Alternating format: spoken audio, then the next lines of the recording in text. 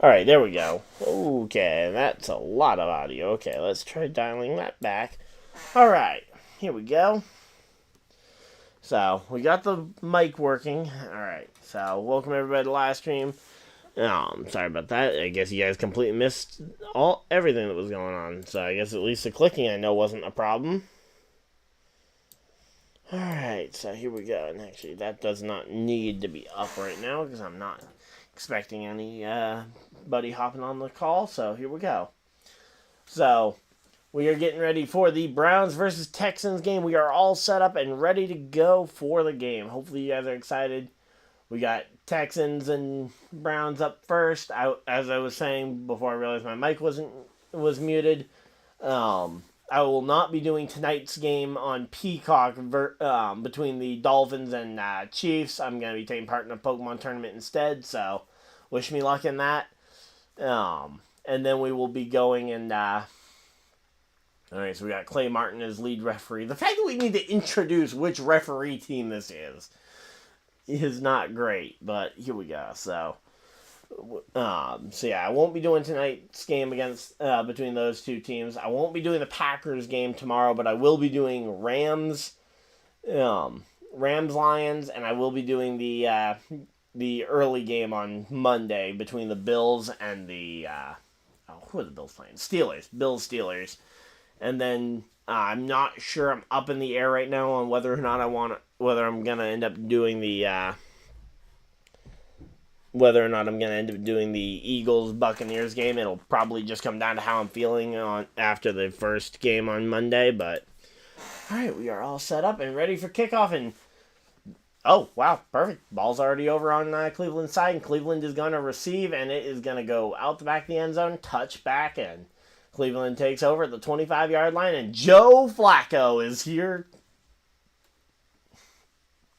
You got Elijah Moore, David Bell, David Njoku ready to catch some passes here. Joe Batonio. Okay, so some good O-linemen. Surprisingly, I thought Cleveland's O-line was a lot weaker than that, but no, that's solid O-line too. Obviously, we got Amari Cooper as well. Jerome Ford, the starting running back at this point after all the injuries. Takes snap, fakes the handoff, and Flacco in a pocket finds Jerome Ford for a 10-yard pickup there on the pass there, number 34. So there we go.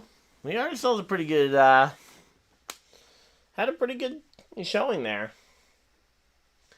And man, the coverage seems pretty glitchy. I might end up trying restarting my my Roku stick, see if that fixes the problem, if it does persist, but I'll do that during a commercial break. But wow. So Joe Flacco from week 13 to week 17, because obviously he sat week 18, but in that 4-game stretch, he put up 1,600 yards of passing, which is in a staggering amount for any player in the NFL these days. But there we go. Alright, we are all set. Got that ready. And Flacco takes snap. Throws it over the middle to, I'm not even sure who that is. That is David Bell on the catch, number 18. And now they're introducing us to this defense. You got Will Anderson Jr. and Jonathan Garrard on the edges here. And then, most importantly, who are the cornerbacks here? Derek Stingley Jr., he was a rookie last year. Those corners are always kind of the most important when you're playing a good quarterback, and I genuinely believe at this point that Joe Flacco is a good quarterback, because it's hard to be this good at that age. And oh my, are you kidding me? Handoff and gone nowhere. He's almost getting tackled before the handoff even happens. Number 6, he's a left outside linebacker, it looked like, and he, from time of snap, from handoff to sack, or not even sack technically because it was a running back, but yeah, they lost pretty much all the yards they gained on that first throw over the middle to David Bell on that handoff. Ends up going down, and it's going to be third down and 9 here. And that is going to be a little bit of a worry here. Takes snap, looking, he's going to have to throw it. And he always barely escapes there, throws it, and doesn't even get it back to the line of scrimmage, I don't think, on this one. That's going to be 4th down, and it's going to be a, let's say, this is going to be a 3 and out here. Well, essentially. I know they did get a first down conversion on that very first play, so credit to them. They did at least get a first down there, but they're going to be punting it back to Houston here on the first drive, so didn't really result in much, did it, at that point? Alright, so yeah, and there we go. Punter's out. They got the line up there, and yeah, they're rushing the punter, and oh, they almost got to the punter. That was nearly bad. Yep, that was really, really bad. Or really, really nearly bad. They managed to get the punt off, and it is now going to be Houston ball. Did not see where they recovered it, but they are going to commercial break and time about Super Wildcard Weekend, and we got 3 games on NBC/Peacock here. We got this game currently, then we got the Peacock exclusive tonight between the Miami Dolphins and the Kansas City Chiefs, and then you've got your normal Sunday night football game between the between Rams and Lions, which will also be on NBC. So NBC's got a lot of, I've got 50% of the game slate this week, which is kind of impressive. So there we go. All right, stabilizing, and here we go. So how's everybody doing tonight, though? Of course, if you guys' favorite team made the playoffs, go ahead and let me know who they are, and we will potentially talk about them, and potentially we might even be able to get a chance to see their game later, depending on which team it is. Again, we're doing this current game here between the Browns and the Texans. Then we will be doing the Bills game on Monday, along with Sunday night game between the Rams and Lions. Basically, we're doing the games that I find most interesting and I think are most likely to put on a good game. I don't know how tonight's Peacock game is going to be. If I had absolute confidence that it was going to be an out-of-this-world amazing game, I would probably do it. But, as I say, I don't want to miss Saturday night skirmish 2 weeks in a row here. I missed the tournament last week. But, yep, we are ready, and hopefully you guys are excited for this one. So, we got some sort of TikTok ad here. And we are set. Alright, let's see. Trying to see what I want to end up doing here. Alright. And they're showing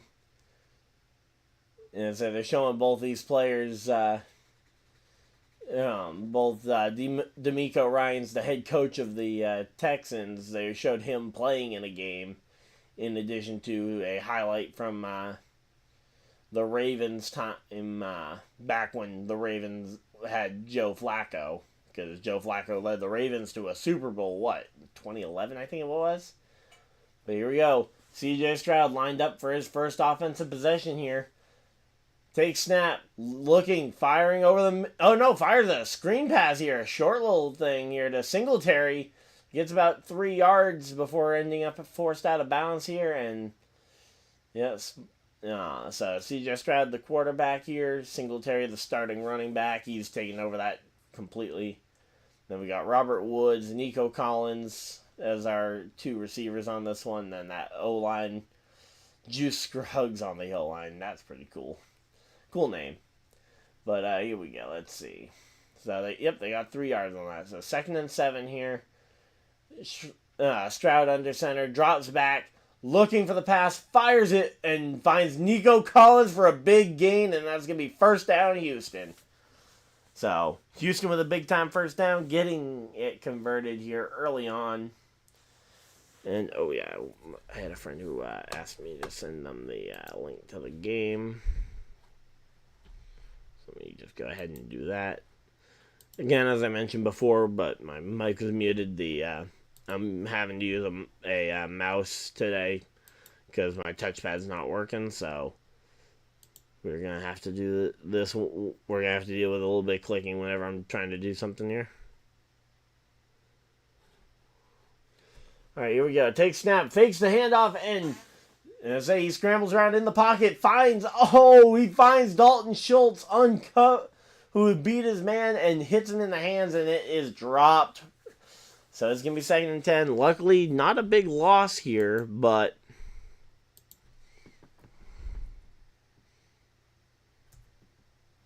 there we go.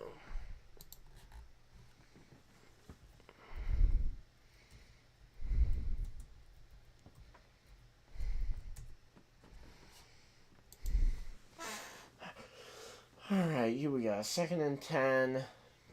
Takes snap, hands off to Singletary, and Singletary gets stopped for a very short gain. He might have gotten 1.5 yards. They might have gave him 2 yards on that one. We'll have to wait and see where they mark him down, if it's 1 yard or 2 yards here, but he leads the NFL in yards per game, but obviously where he missed a few games, he's behind on a lot of key stats, like obviously touchdowns. He went through almost the entire first half of the season, though, before he threw his first career interception. So Stroud's looked very impressive this season as a rookie, and he's making it work with absolutely nobody at receiver. So let's see. He's in shotgun here. He takes snap. Stroud fires to the right side, or to the left side of the field, and we got a flag. It looked incomplete there. I didn't even see where the ball went. But there is a flag here, and let's see. What's it going to be? It's going to be 3rd down. Offsides on Myles Garrett. Yep, Myles Garrett running. Myles Garrett. I don't know if that's a neutral zone infraction or offsides technically, but yeah, Myles Garrett with the issue there, and he is going to set that team back because that's going to give them a replay of 3rd down. So that's his 22nd offsides penalty. So yeah, 3rd and 4 here. So here we go. Stroud takes snap, looks, fires deep over the middle, and bounced off the hands of somebody there. I think it bounced off the hands of one of the defenders, but number 85 was the intended receiver there. Not sure who that is at this point, because there's a lot of different numbers on Houston that I don't know. But, man, they had him covered pretty well. And, yeah, so it bounced off the hands of both number 1 and the other defender. 85 really never had a shot there. But here we go. 4th and 4, and they're going to be punting it away on 4th down here. So, yep, number 11 out to punt this one away. And gets the punt away clean, and it is going to be up in the air, and it is going to be a... they stop it short there. There we go. Stopped at about the 7-yard line on the return, and absolutely great field position here for the Houston Texans. Cleveland backed up to their own 7-yard line. They have a little bit of breathing room, but 1 or 2 sacks, you're starting to dance around potential... sack.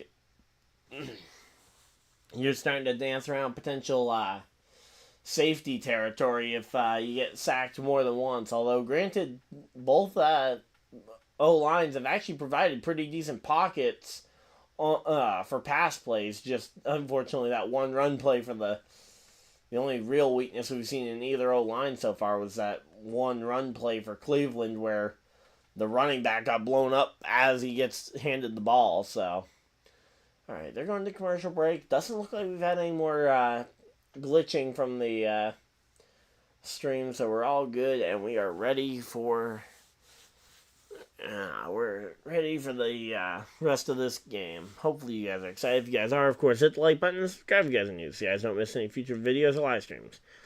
We are at 100%. Let's go. 100% battery life. We should be A-okay to make it through this game. I'm curious to see if we drop a percent at all here. Again, as usual, during halftime, we are going to pop up the We're gonna pop up the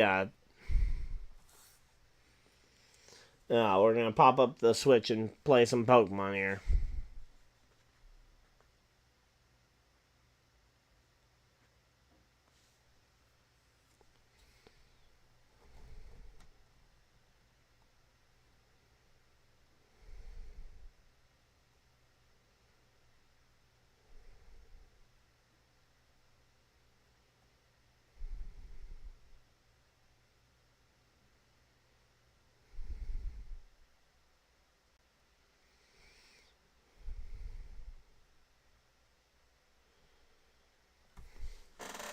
Alright, here we go.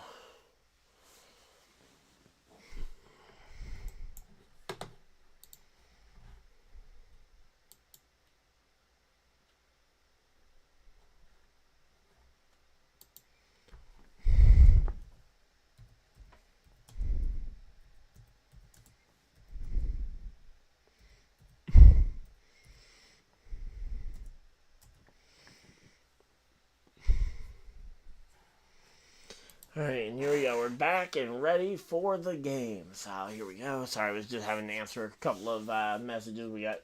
Okay, we're officially 5 minutes off the game clock. 10 minutes left in the first quarter here. Handoff to Was that Jerome Ford? I couldn't even tell the number there. It didn't look like a 3. It looked more like a 2. Let's see. Yeah, that's number 27. Who's that? That's not Kareem Hunt. They didn't bring him back. Might be. Yeah, that's Kareem Hunt there. It was trying to see through his dreadlocks because he's got the dreads coming out the back there, making it hard to read the name when it's so short. But hey, you know what? Here we go. Let's see. Yeah, that rush offense has been struggling a bit here. Went and got 2 yards there on that one. Flacco, throws out of the end zone and incomplete there, and it's going to be a 3rd and 8 here for Houston. He was dancing around in the end zone, and he almost got... That was very much a risk of a potential safety there with how far he dropped back. And he knew he just had to try and throw it to avoid the safety. Because unlike with the Colts last week, he did not have time to wait for his guy to get open. And here we go. 3rd and long again. This is going to be tough here. And if they can't convert this one, they're going to be pretty much punting out their own end zone here. Joe Flacco, the pocket actually stays together pretty well, but the pass to Kareem Hunt goes about 2-3 yards here, and it's going to be 4th down, and they're going to punt out their own end zone here as well. And we just are having a punt game here. So we got ourselves a potential punt game. Here we go. So drop. Yeah, and again, this is that play, and there were. So I didn't see if there were any defenders open or anything. Oh, actually, wait a minute. They got defenders out there like they're gonna try and fake the punt. No, they go and okay, never mind. It's going to be out of bounds at about the 40 here. They punted it away. They just had people out there in a receiving pattern. I haven't seen that too often, although usually I'm not paying too much attention on an obvious punt away, although granted that could be what could catch someone off guard if you're playing someone like that. But yeah, 2020 to 2023 showing the Houston Texans and their abysmal record, and then this year's record. So yeah, rookie head coach, rookie quarterback, and it's the first time in history, or in the Super Bowl era, to win the division with both a rookie head coach and quarterback. So hey, I mean, good on them. We could have done it too if Anthony Richardson stayed healthy, but Singletary is a short pass there to Singletary, gets about 3 yards and gets stopped. So here we go. Let's see. 2nd and what's it going to be for distance here? So they're talking about the GM there of the Texans, and yep, they give them 3 yards, so it's going to be 2nd and 7 here. All right, here we go, and run play up the middle, and Singletary gets maybe 2 more yards there, so it's going to be 3rd and 5, I believe. 3rd and 5.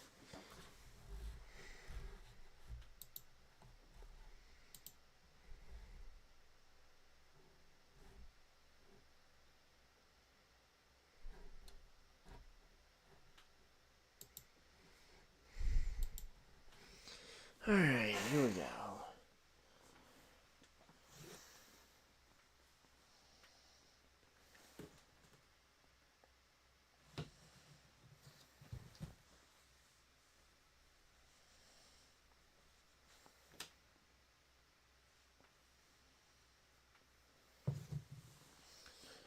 All right, and it's going to be 1st and 10 Houston. Wait a minute, what? I was looking down. I just assumed that I thought we were going to be there at a commercial for a little longer there. And it was almost a touchdown, Houston.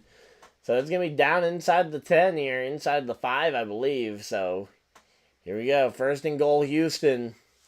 After a big play to Nico Collins there, Collins ends up beating his man. And he got absolutely wide open. And Stroud able to fire a pass off to Nico Collins. Collins gets it, survives the ground, and it's going to be from the 3-yard line. And we got a false start coming in here potentially because they're blowing the play dead immediately. Or is it a timeout that was called here? Let's see. Yep, first timeout, Houston. It is the first timeout for the home team. Let's go. Wish this game were being played in Indy, but obviously Colts aren't in it, so here we go. And I will probably just keep comparing to that Colts game because I'm still upset about that game because, hey, you know what? We did do our best, but man,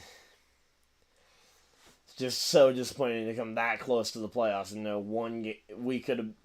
If we had one play go our way, we might have. If we had one more play go our way, we would be the home team here. So yeah, so Houston called the timeout. So it's still 1st and goal here from about the 3-yard line. Fakes the handoff, and that was nearly picked off. Underhanded toss right to number 96 there on the defense. Elliott there. I don't know if that was necessarily the right play call there. And try to flip pass. I'm not sure who that was intended for. Let's see. Who was the... it was intended for Andrew Beck, but he had 2 defenders, I think, between himself and Beck. But, yeah, hey, at least it wasn't picked off there. So it's 2nd and goal for C.J. Stroud here and the Texans. Let's see what it's going to end up looking like here. Takes snap, fakes the handoff, and he's going to take it himself and runs for about 1.5 yards. It's going to be down at about the 2, so it's going to be 3rd and goal. 3rd and goal at about the 2-yard line. You have not been able to get anything going on the run game, really. I mean, maybe you'd just go and throw in Dameon Pierce here, because you got him. You might as well try and do it, but you got to try and run this one in. I think you got to run it. And so far, your run game has not been especially terrifying. So here we go. 3rd and goal. And let's see. Yep, at about the 2.5 yard line here. Takes snap, looking, fires a quick pass, and it is ruled incomplete by the sideline judge there. And it is going to be, I guess, 3 points here for Houston because I doubt they... that was definitely incomplete. Good on the sideline judge on the call there. Greg Newsome, the defender on that one. And it's 4th and goal here. So 4th and goal. Yep, there we go. Number 15, Fairbairn is out there to kick this one. This is an absolute chip shot. Absolutely no way they miss this kick here. 24-yarder or 21-yard field goal attempt, and it is completed. And there we go. The CJ Stroud and the Texans cap off their second drive here with at least 3 points, avoiding going 0 through the first quarter at least. All right, here we go.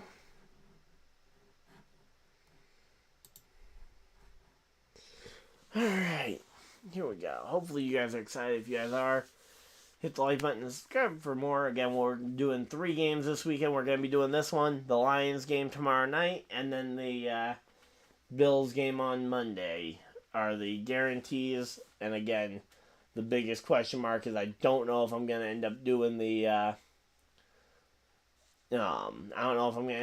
the Eagles game Monday.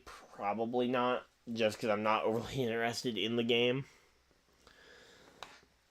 But, yep. Here we go. Let's see what we got. And you know what, guys?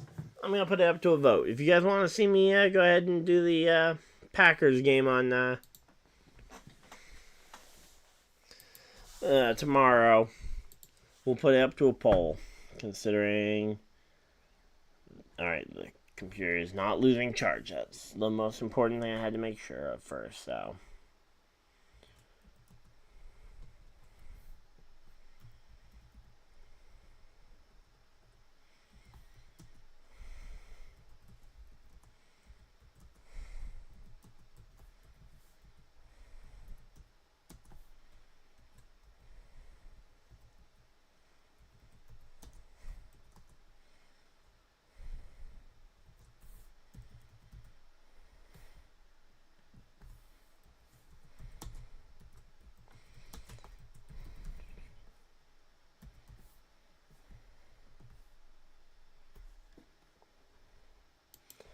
Alright, we're just getting back from commercial break, showing Joe Flacco off here.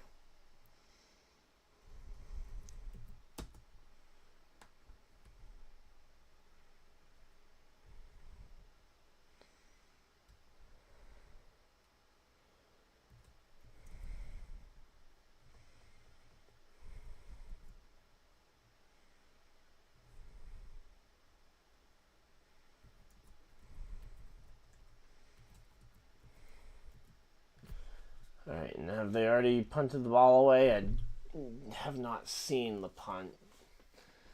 Let's see. It's like Joe Flacco's postseason. He's started 16 games in the postseason, and don't believe yet. No, here we go. Kick is away. So they just now kick it. And here we go.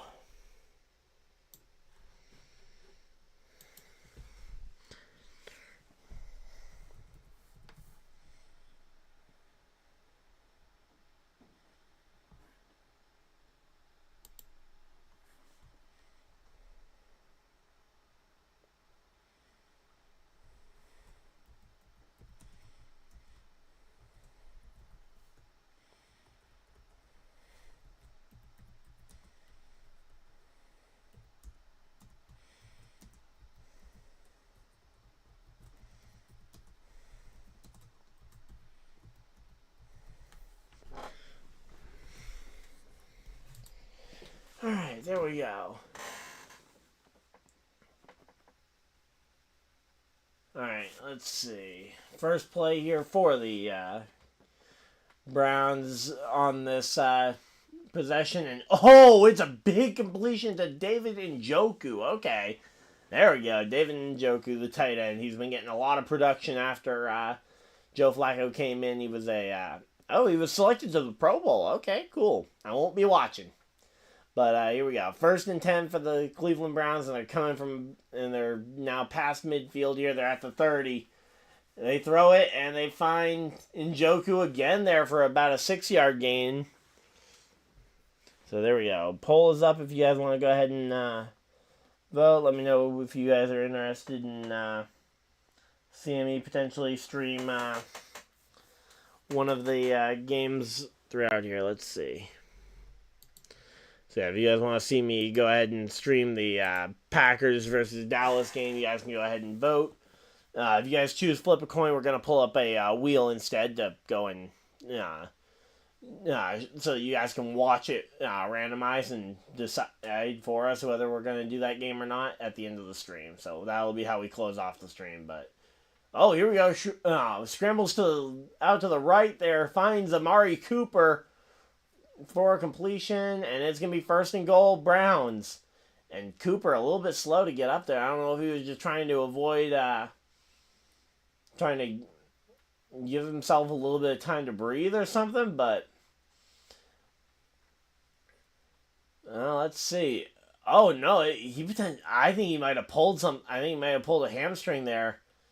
And say he was a little slow to get up, a little ginger on the leg there. Yeah, he's not going to be playing in this rep at least. He's going to sit out a play or two at least.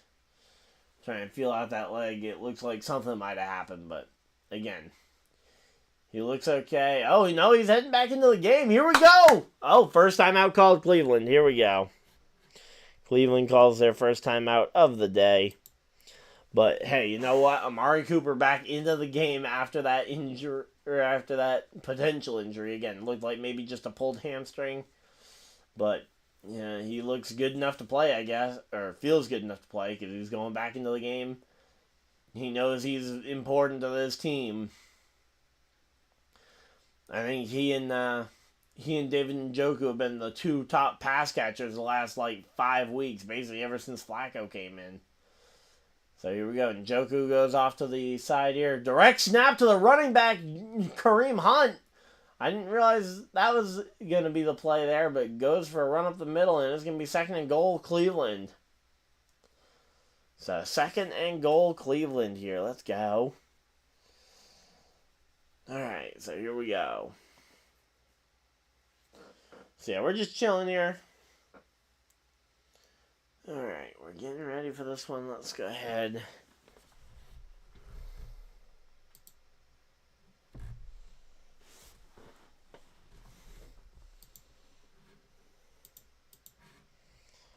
Oh, and another pass play here to Bryant. Not sure who that is. He must be the second string tight end behind David Njoku, but there we go. Hide the poll away on that so I can read chat still. And yeah, the other tight end, went underneath, and he almost. I know that isn't Des Bryant, but the way he reached for the goal line there kind of reminded me of that Packers versus that Packers game from a while back. And Kareem Hunt up the middle, and it's going to be touchdown Browns! Touchdown Browns! Kareem Hunt with the touchdown. And we got a 6-3 football game. So we do have a game on our hands, that is for sure. Let's go. Up and through the middle, goes up and tries to hurdle the D-line to try and just get himself in. He just did not want to get stopped, at least not the top half of him. I figured if he went over the top of him, better chance that they could go and get it here. And we see the kick, and that's way wide, but no, it's good. Okay. That was a very much lopsided kick, but it is going to be good, and that's going to be a 7-3 football game now. All right, here we go. 7-3. And the Browns have the lead here in the football game. And right now, I think both of these teams have got to be thinking about the fact that they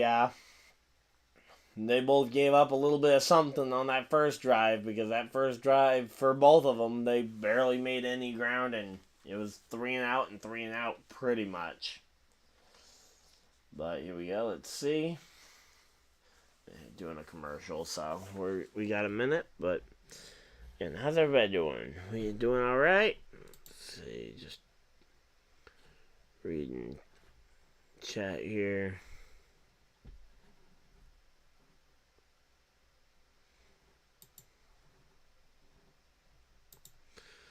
All right, here we go.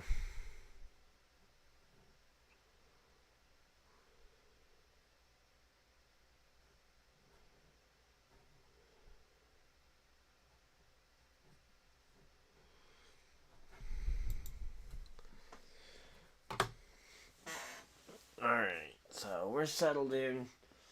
Again, we got ourselves a game here. Both teams are actually on the scoreboard, so that's always nice to see.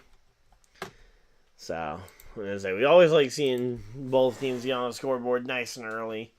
Potentially going and making this a score-heavy game. We'll have to wait and see what it ends up actually looking like when we get back around to the end of the game in terms of score. But so far, looking good here for the... again, the Browns just scored a touchdown courtesy of a running back right up the middle. Kareem Hunt getting in on the action, goes right up the middle over the top of the D-line to get in, and then they go and kick the extra point to make it a 7-game here. Hey, Ernest, how's it going? Nice to see you in chat there. BrownsNation. Hey, you know what? I'm rooting for you guys because I think, as I say, my dream matchup in the divisional round is Flacco versus Ravens, and if you guys win today, and my other two games, or the other two games I have kind of any sort of guess towards. I think Chiefs over Dolphins tonight, and then Bills on Monday, because that was a big change. I didn't actually get to see it today, because due to the weather, they shut down deliveries at Walmart, but yeah, the Bills game got moved to Monday afternoon at 4:30. We'll be streaming that game. That'll be our third game of the weekend, third or potentially fourth game of the weekend, depending on how that poll goes. But I'm hoping to see a Joe Flacco versus the Baltimore Ravens in the divisional round. I think that'd be pretty fun. And hey, you know what? It would also mean that we get what would be the other matchup. It would be what is it? It would be Bills Chiefs would be the other matchup there. So, yeah, fingers crossed. Hey, you know what? This is the team that you're going up against the team that ended my season, even though the refs kind of did that as well when they gave you guys that win early in the season too, because any win would have gotten it. Okay, there we go. Handoff to Devin Singletary. It takes, 1, 2, 3 guys to take him down. I think it was actually only the second guy that finally was able to take down Devin Singletary, but breaking tackles and charging forward. Big play here for the running back. Let's go. You gotta love a big play from Devin Singletary there. He ends up fighting off one defender, then makes another defender. Breaks the second tackle. Third guy finally stopped him. And another deep pass this time down the sideline. That time it's Elijah Moore. Wait, no. Sorry, not Elijah Moore. Elijah Moore is number 8 on the other team. Never mind. That's John Mechie III. John Mechie III. I've got my number 8s mixed up. Yeah, because I knew I'd called Elijah Moore and mentioned him being number 8 a few minutes ago, but that was when Cleveland's offense was out there. Where you guys both have a wide receiver 2 that's got the number 8 over there, because Amari Cooper, the lead receiver there for Houston. And let's see, C.J. Stroud, he's putting together one of the best rookie performances we've seen. It's the handoff, a toss to Nico Collins. And, okay, seriously, is Nico Collins just making something out of nothing here? And he is just dancing all over these guys. Second down here. He gains only about 3 yards or so on the switch there. The whole Browns are surfacing. I don't know about that. I mean, granted, I think this is just an electric Texans offense who's finally hitting their stride. Because again, this Houston offense has been something else all year. I mean, what did they put up? Like 31 points on the Jaguars in what was it, week 3? I think they played the Jaguars, or was that week 2? But yeah, they put up big points against the Jaguars in their first meeting there, and Nico Collins in for a touchdown on the side. Let's go. Touchdown Texans. And we go 9-7 now. So the Texans take back the lead here. It has been a bit of a back and forth game there. But yeah, there we go. So yeah, fakes the handoff there, and although I don't know who he was faking it to, and then just kind of finds Nico Collins running a fade route there, and ultimately gets it and goes in and Supermans it in for the touchdown. And it's going to be a 10-7 football game. Oh, yeah, no, CJ, me and my buddy JP, who I did the Chiefs-Bills game with a few weeks ago, he and I were talking just before this. We were talking about him, and I said he's like the next Patrick Mahomes because he is absolutely able to do magic there. And Laramie Tunsil still taking a knee there after the extra point kick. 11 seconds left in the first quarter. First quarter basically over, but hopefully Tunsil's okay. To wait and see. But man, I can't imagine what Nico Collins is feeling after scoring that kind of touchdown, because any of those where you end up reaching the ball out to get the touchdown is always a cool play. But yeah, Laramie Tunsil. And yeah, there we go. He's got something going on with that knee, so they're going to take a injury timeout here, I believe. Or not, well, it doesn't really matter if it's, they're going to take a minute to go and make sure he's okay. So let's see what happened, because I didn't really focus much because it was a kick, and it was a pretty easy kick too. Oh yeah, he had number 74 on the Texans, came down on the back side of that knee, and yeah, he's trying to pop it back into place. So it looks like his knee popped out of place. That was Josh Jones, number 74 for the Texans, who fell into the back of his knee and potentially popped it out of place. So Tunsil going to try and get that back in place. Luckily, he gets a few plays off here because he's on defense, or he's on offense, and they're going to be on defense here. And they got Tunsil up. There we go. And he's going to walk pretty gingerly and slow and steady over to the other side. Gotta love to see that one. Gotta love it when they can at least get up and off the field, but hope that that's nothing serious. We'll have to wait and see for further evaluation as to what actually happened. But looking at what he was doing, it looked like he felt it just kind of pop out of place and go back in. But you cannot, he is one that you just do not want to lose in terms of a offensive lineman. You do not want to lose your left tackle at this point in the game. It is still very much a close game, and losing a left tackle at this point would be catastrophic for Houston. So, on the plus side, they do have, again, they have a defensive drive here, and if they can just make this a slow, sustained drive, they might have a shot here. And I completely forgot to move the ball back over to the Houston side. But here we go. Cleveland gonna have the ball. It's gonna be it's gonna be 1st and 10 from the 25. It looks like. And let's see. It was a nice short drive. Honestly, their first touchdown of the day. It was a nice short one. Deep pass down the field to David Njoku was the first play there. But so far, Flacco 8 for 9, and his one incompletion was throwing it out of it. But yeah, so far it's actually been a pretty good game. It's still close. And there we go. Who is that? Number 88 over the middle. Number 88 on there. That's Bryant. There we go. So, as I have no idea his first name. I haven't gone and looked it up or anything, and I don't have the roster even in front of me because I didn't think to have that prepared. Let's see, Browns roster.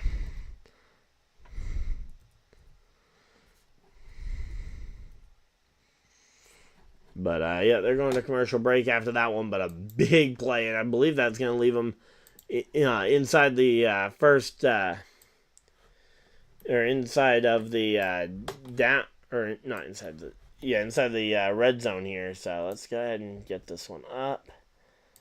Sorted here, and let's scroll down. 88, that is Harrison Bryant there out of Florida Atlantic. So he's been in the league for 4 years. Okay. He is definitely the second string tight end on that team. At least of the healthy tight ends. I'm sure you guys have a tight end on injury. Because it seems like almost everybody on your team is injured. No, you don't actually have a tight end on in your injured list. You got Nick Chubb, which is the most defeated one. Just looking through the rest of your injuries just to familiarize myself. That way I don't claim somebody's out there that's injured like I did with the Vikings game a couple weeks ago where I was looking for Hawkinson, not knowing that Hawkinson had torn his ACL while I had no power. Alright, so there we go.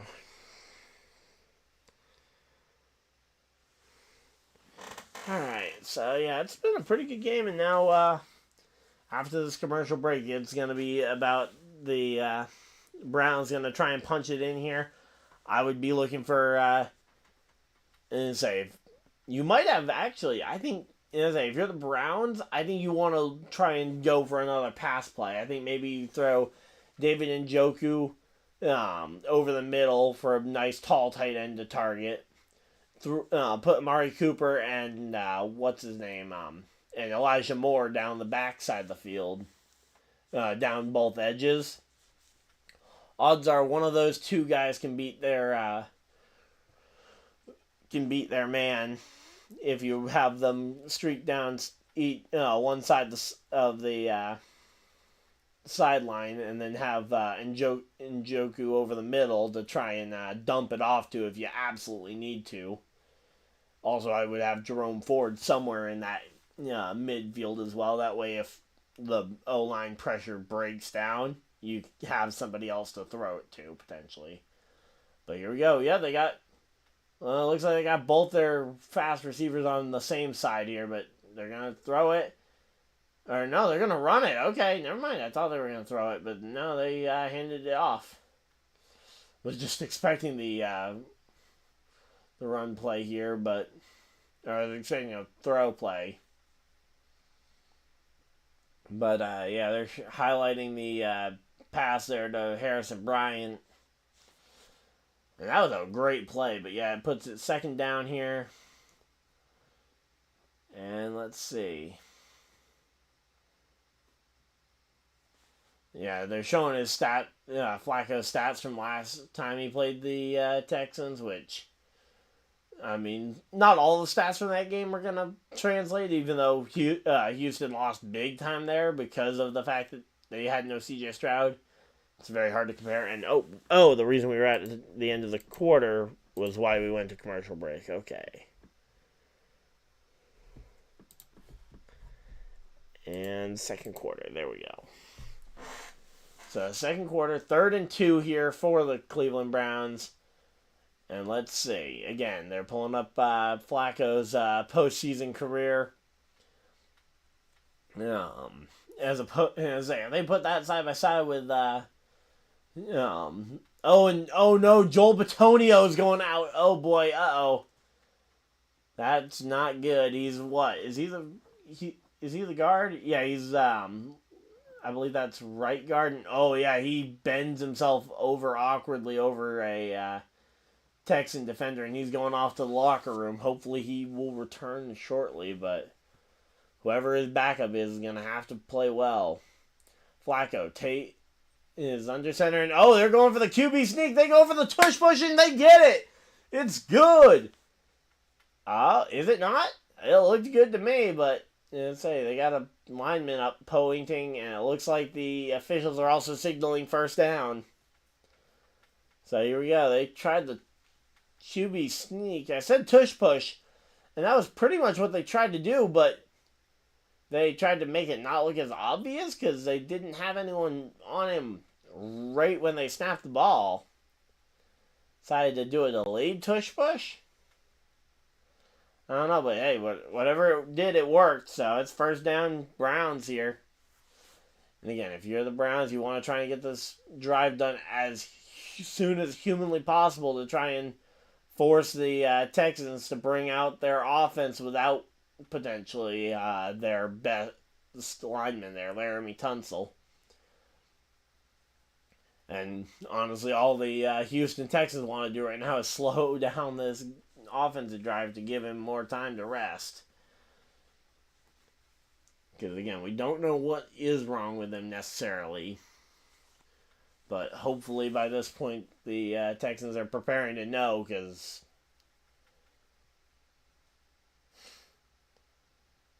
yep.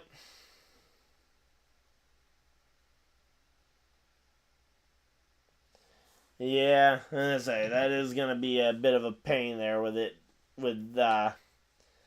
I mean, I'm not going to be watching anyway. Oh, there we go. In for the touchdown. It is going to be Kareem Hunt in for his second touchdown of the day. But, yeah, we're a few hours from the Peacock-only game. I'm not overly upset about it. I mean, yeah, I wish it were on free TV that everybody has, but considering the way that everybody is trying to go, that a lot of the corporate world is trying to go to streaming when it comes to TV, especially sports, because sports is really the last big thing that has people still having cable subscriptions. And if they can get sports onto streaming, now I would much rather it be all on one streaming partner. So rather than it being a Peacock exclusive, I would much rather them have given Amazon Prime a game. But regardless, I'm not as upset as I've seen some people upset about it. Again, wish it were more accessible for the fans, but it's just kind of part of a shifting video streaming landscape. But yep, we're getting ready though for a big shift here. I can definitely feel it. I know NASCAR, which is my main sport I watch when it's here. I usually am watching that, and they're gonna have I think it's a 5-game stretch on Amazon Prime as well. So luckily I already have Amazon Prime, but it's kind of one of those things that's going to be something I hear plenty about over the next year or two. But again, I'm putting up with it at this point because a lot of people are trying to cut the cable cord. Because if I have Paramount Plus, and then like whatever streaming I need to watch my sports, I can go without traditional cable, and that's honestly what we've done is we've gotten rid of our cable bill and substituted it with like every streaming service it feels like under the sun that we've tried. But yeah. Here we go. Let's see. What's the status of that poll? Alright, looks like... Alright, here we go. So again, the for sure games I'm already doing this weekend are going to be the Rams. The Rams versus... who are they playing? They're playing Lions. I don't know why I keep blanking on the name of the teams in that game specifically. And then Bills Steelers on Monday are the guarantees. And then the votes in the poll is in the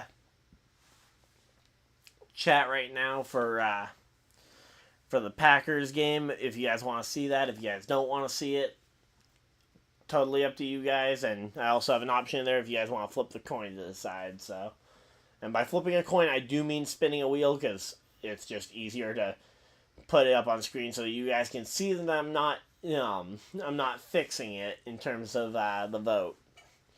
So here we go. And the kick is away, and it is going to be Houston ball, and I'm not going to forget to move the ball over here. Alright, so they kick it back, and Cleveland now has a 4-point lead. Oh, wait, 4-point lead. They got the extra point before we went to that commercial break. So it is a 14-10 lead here. But yeah, I also wish that, because I hadn't actually seen what NBC was putting on TV over the normal Sunday Night Football slot. Is it really Deal or No Deal? Come on, man. I was kind of hoping that there was some sort of live sport they were putting on instead, because that would at least make some sense. Here we go. Pass up the sideline. Oh, and it's going to be a big one here. And say it's a breakaway. Number 9, all the way to the end zone. It's touchdown, Texans. Oh, wow. I did not realize he was going to take it to the house there. And I'm not even sure who that is. Number 9 on the Houston Texans. Who on earth is that? Whoever it is now a 16-14 football game. And I still don't know who that guy is. And I say Houston receiver number 9 here. He breaks the 2 defenders that were on him, and then he just off to the races, and nobody was gonna catch him there, and he takes it into the end zone for the touchdown. And man, he is fast. That is for sure. Oh, they almost blocked the extra point attempt, but no matter. It is still a game here. Oh. I don't understand this defense. Yeah, because sometimes your defense absolutely holds up like a stone wall, and sometimes you guys end up looking like you have more holes than Swiss cheese there.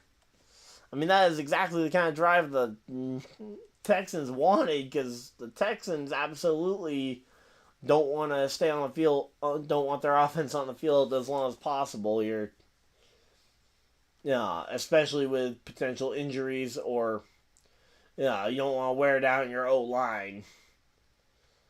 Now, obviously, you don't want to wear your defense down too much either, but so far we haven't seen any signs of the Texans defense necessarily needing time to recover here. Because it's been O-linemen has been the biggest thing that have been getting worn down here. Alright, here we go. Alright. Yeah. So, I mean, I don't really have a rooting interest aside from rooting for good games. And, again, as I mentioned, my dream matchup is to see Flacco versus Ravens in the divisional round. It is possible that matchup gets delayed if, say, Kansas City were to lose to Miami tonight. Then it would be Miami versus Ravens, and that's going to be a repeat of a disaster that we saw earlier this year. Let me pull up a Houston Texans roster here as well, just in case I end up needing it, because I still don't know who that guy was.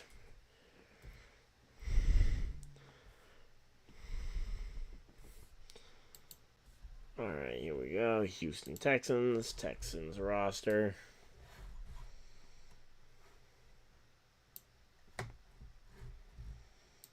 Boom, there we go. And, oh! Wait, the Texans picked up Adrian Amos off the Jets. Okay. That's cool. I did not know about that one. Alright, cool. Safety Adrian Amos over there on that one. Alright, so who was this number 9? That was Brevin Jordan on... Wait. What? He's a tight end? He looked extremely small, but he's 6'3" is not small, but for a tight end, that is pretty small. 6'3", 245. He had some speed for that weight, and he does not look that big. I mean, just looking at him running against those other players, he did not look like he was... He looked like he was maybe 5'10" at best.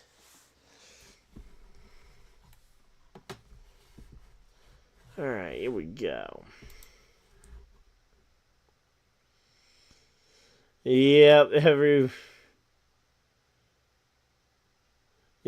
game you guys play is going to be a road game, unless you want to say, you guys would be playing in Baltimore, for example, if what I wanted happens. But, yeah, if Miami does beat the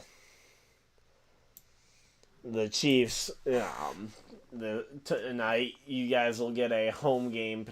Oh, wait, no, you guys won't get a home game. You would need both.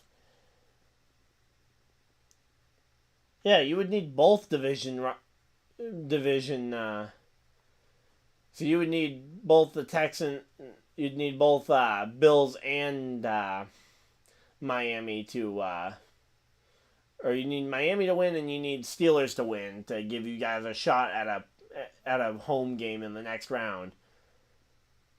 And there we go. Good pass defense, by the way, for the Texans, who threw up a pass play there to. And that could have, that very well could have ended up being DPI. I just noticed on the replay there, he got there early. So that could have very well been pass interference, but refs deciding not to call it. Hopefully they stay consistent about that. And, second timeout called for the Cleveland Browns here. So Cleveland calls their second timeout of the evening, or of the afternoon. I say evening, it's not even that late. Actually, 5:30, is that evening time? Does that count as evening time? Oh, yeah, after I saw it on the replay, it was definitely pass interference. In real time, it was hard to tell. But, there we go. Advertising the Peacock game. Streaming exclusively on Peacock. And here we go. Joe Flacco and this Browns offense gonna try and make it work here. Let's see. Take snap. Fakes the handoff very. That was a really strange set of circumstances. So, first off, Jerome Ford looked like he used his helmet as a weapon in the blocking game after the fake handoff. Then he gets thrown the pass and gets brought down for a big loss. What on earth was that? First off, I didn't think you were allowed to use your helmet as a weapon like that, which I don't think you're supposed to. 3rd and 14 is the measurement here. It's going to be a long one. You're going to need to go for a pass play here. D'Amico Ryans, he's a defensive-minded head coach here. He was a defensive player for a long time with the Niners. But I don't know what that offensive play was, let alone why he was using his helmet. And, a big-time sack there for this Texans defense, and it's going to be 4th down here.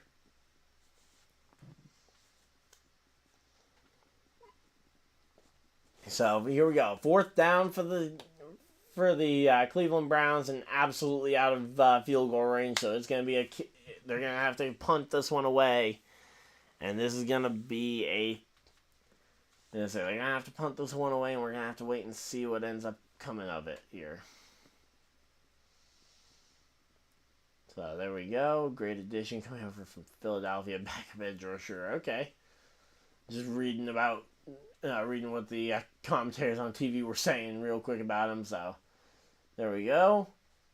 Texans take the ball back there on the kick and return it to about the 43-yard line, which is where Stroud and the Texans offense will take over here. And again, this Jadarius Smith is on the Browns now? I didn't realize he ended up over there. Denzel Ward in the secondary there. Just kind of trying to familiarize myself with some of these names. Greg Newsome is number 0. And Laramie Tunsil's out there. And here we go. Stroud handed it off to number 31. There's Damian Pierce. I wanted to see him, but I wanted to see him earlier when you needed someone to break through the line for 0-2 there, or for like a 3rd and short conversion. Feeling a turnover coming. Well, hey, maybe we'll have to wait and see, but maybe. Granted, this has been one of the toughest teams to get a turnover out of this year. I mean, only 5 interceptions on the entire season for C.J. Stroud. And he went almost the entire first half of the year without one at all. And there we go. Short flip pass there or not flip pass, but short little crossover pass there to Singletary. Doesn't really go anywhere. And now it's going to be 3rd down. It's going to be really tough. You got to, and he goes for a loss of about 1, maybe 2 yards. So it's going to be either, what's it going to be? 3rd and 13 is what they're going to call it. 3rd and 13. And they're going to need a deep play here. So, if I'm the Texans here, I'm having my running backs block here. I'm telling them that they're going to be blocking here. Sending Nico Collins in the slot here, trying to get somebody open. Deep ball, here it is. There's the deep ball. Somebody broke free, and it was Nico Collins, but he overthrows it, and it is going to be 4th and 13 for Houston. So, not a turnover, but it's going to be a punt away here on 4th down. So yeah, Nico Collins breaks away and just can't catch up to the football thrown by Stroud. Stroud just overthrowing his receiver there, and it is going to be a tough 3 and out here for these, for CJ Stroud and these Houston Texans. Lined up for the punt here, and let's see what ends up coming of it here.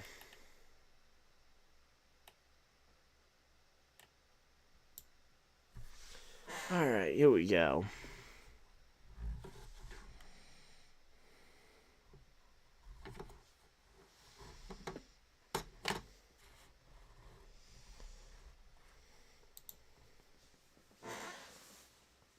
Alright, so yep, there we go. Getting ready for, so they're going to commercial break. Alright, man, this first half, I mean, it's been fast, it's been slow at times, but as I say, both these teams are definitely giving it their all to try and go for this one here. Man, we've actually had pretty active chat here tonight, which is always one of my favorite things to have happen here. Alright, I'm just going to familiarize myself with their rosters again. In particular, the offense for the Cleveland Browns because they got so many injuries.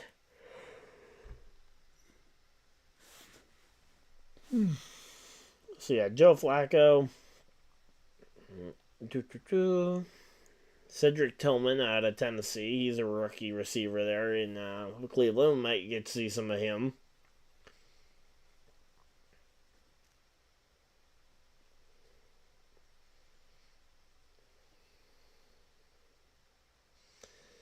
Alright, here we go. Let's see. What about that D-line? Got Zadarius Smith, Myles Garrett, Sam Kamara, and Alex Wright are kind of those defensive pass rushers that you'd be looking for to make some big plays. Alright, not bad.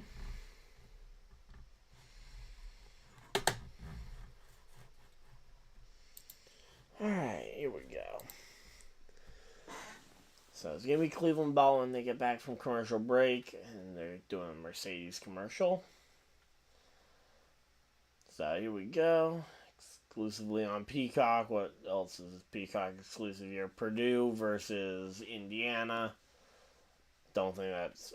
number one. Oh, I didn't realize Purdue was number 1 ranked in basketball, because I don't follow college basketball literally at all, but... Alright, I wasn't overly... That matchup didn't seem overly interesting, and how it's at least somewhat interesting. So, here we go.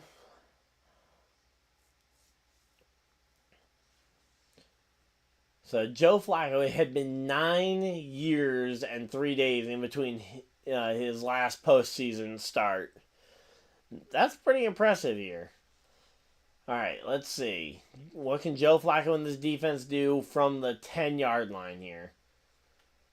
Flacco under center here. Takes snap, hands it off to Jerome Ford, who runs up the middle for about 6 yards is going to be where I think they should call it.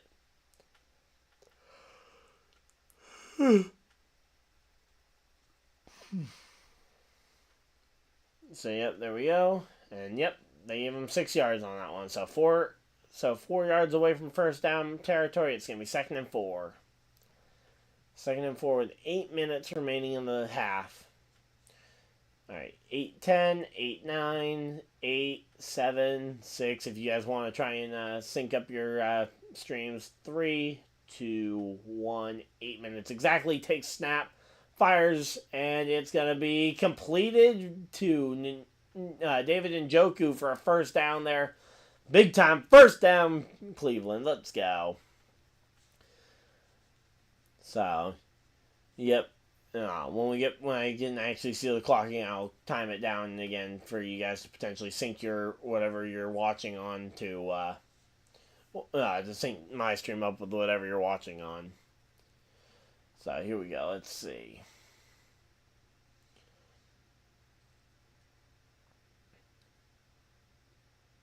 And let's see what we got. Take snap. Handing off. Oh, I forgot to count it down, but we'll do that again the next time I see it. And, That could be a flag thrown in. No, no flag. Are you kidding me?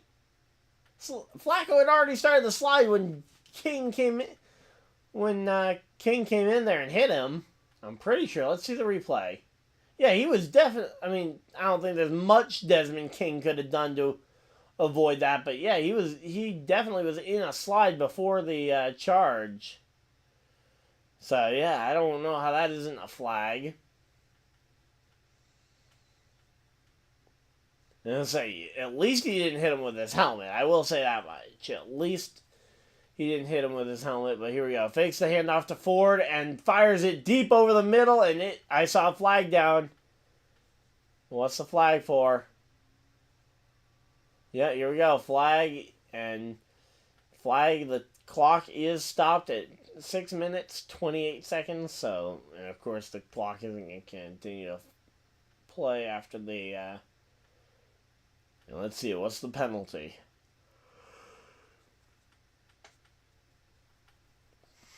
Alright, let's see. What's the penalty?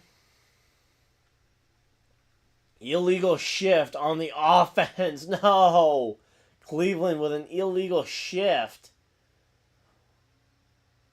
And here we go. 3rd and 8 for Cleveland now. They got to make 8 yards. It's going to be tough, I think, again. Similar to what I said last time. I think you send your top 2 receivers opposite sides of the field and have Njoku over the middle for a potential dump off. Or I would send Njoku maybe for a little bit of a deeper route, actually, considering you have to make it 8 yards. And then have your running back somewhere for a potential dump off. And yeah, there we go. They tackle him out of bounds and short of the first down marker. Let's see where that catch was officially made. Was the catch made in a spot where it was good? Because David Njoku made the catch and then got shoved out of bounds, but I don't think he got there. I think he's going to be about a yard short here. And yep, it's going to be 4th and... Oh, they gave him 4th and 2. I mean, not that it makes a big difference because they're going to punt regardless of it being 4th and 1 or 4th and 2. But here we go. Let's see what's coming here. Takes the snap and kicking it away, and it is going to be out of bounds. So, there we go. It's going to be Houston ball here. A little bit past midfield. Looks like they're going to take over at about the 30-yard line, it looks like. Alright, there we go.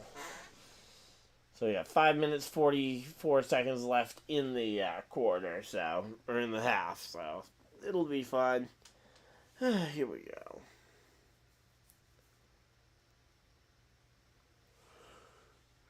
go. Oh, man.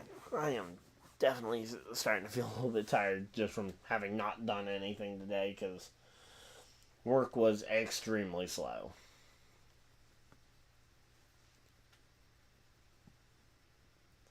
Alright, here we go. Let's see. This second quarter has kind of turned into a very much a defensive showing from both teams. Aside from kind of the big touchdown from number 9 there. Alright, let's see.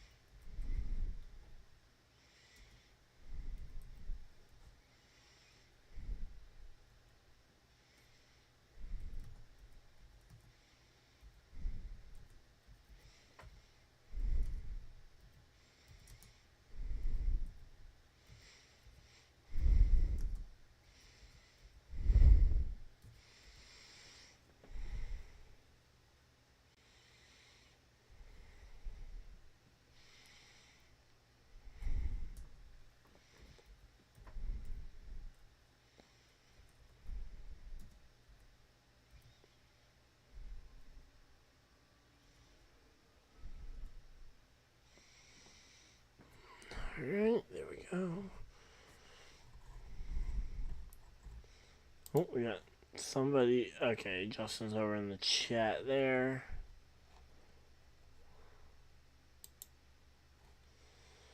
Alright, here we go. And we're coming back from commercial break here. That pass rush from this team has been an absolute menace up until pretty much today for the Cleveland Browns. But here we go. Let's see. They take the snap, handoff. Oh, to number 8, John Mechie III. Gets the handoff on the end around here. Gets, what looks like 5-6 yards there. Might have been a little bit more. Let's see.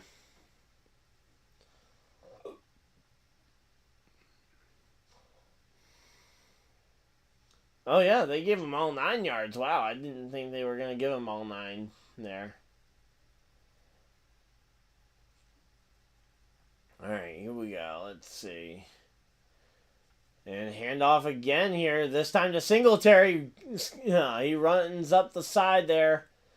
Goes off the left side and finds himself a first down. First down Texans. Let's go.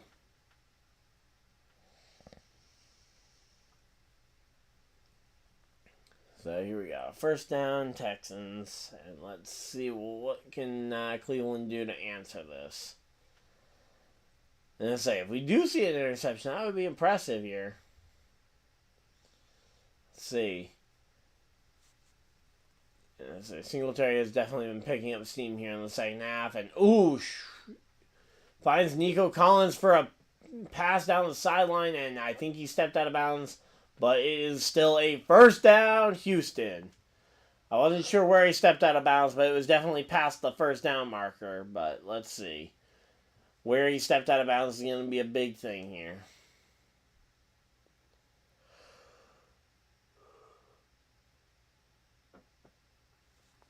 Alright, so slow-mo here. We got Collins. Let's see. Point the camera a little lower. Okay, you're going to have coaches in the way anyway on that camera angle, so...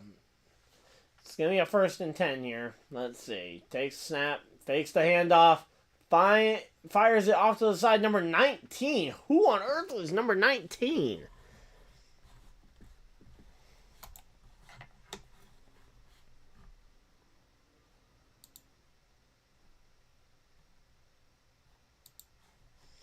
Alright, here we go. Let's see. Number 19. That is Xavier Hutchinson. Rookie out of Iowa State. Alright, well, hey, you know what? Good job on getting your name called there, Xavier. And here we go, let's see.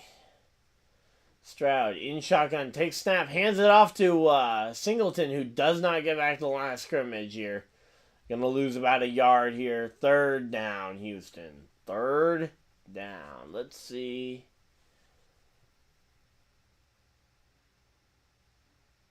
And so they might even measure him as losing 2 here, but man, that was a big loss to lose. And it's going to be 3rd and 5 here, so they're going to need 5 yards.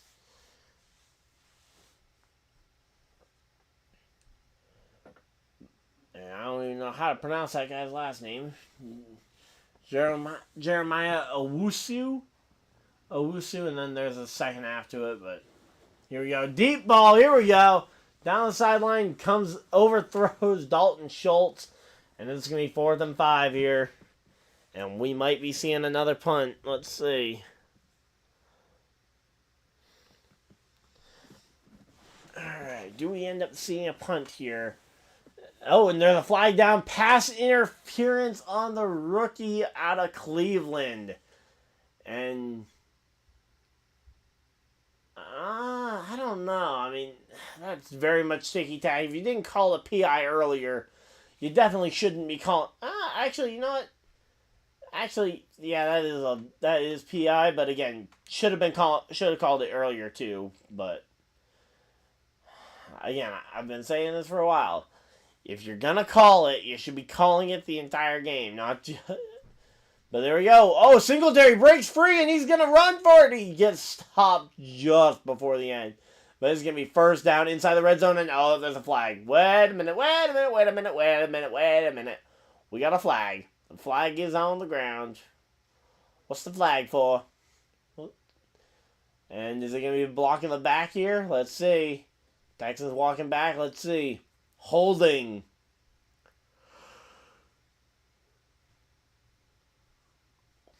It was holding on number 69 there I'm just gonna say Simon Mason. I have no idea if his name is Simon. Let's see. What name is number 69 here? Shaq Mason. So Shaq Mason. He's the guard out of Georgia Tech. He's been in the league for 9 years. So yeah, holding call here, and so it's gonna be 1st and 18, and 2-minute warning. So 2-minute warning. I'm gonna go grab a water, and I will be right back, guys.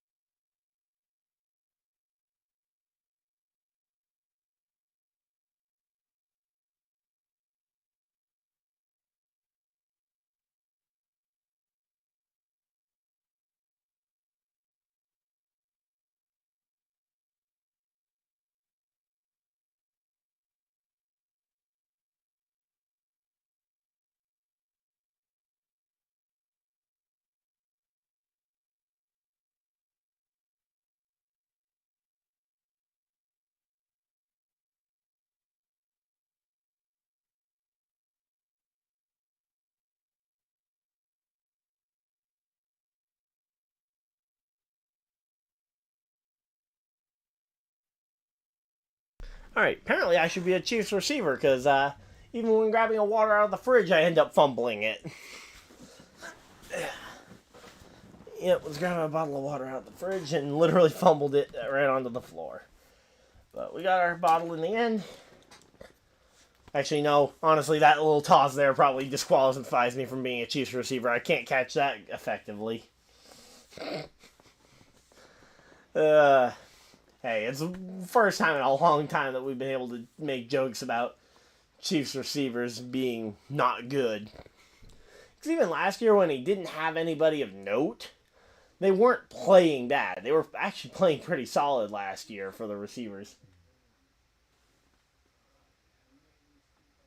Alright, there's people over. Alright, here we go. So we're at commercial break still.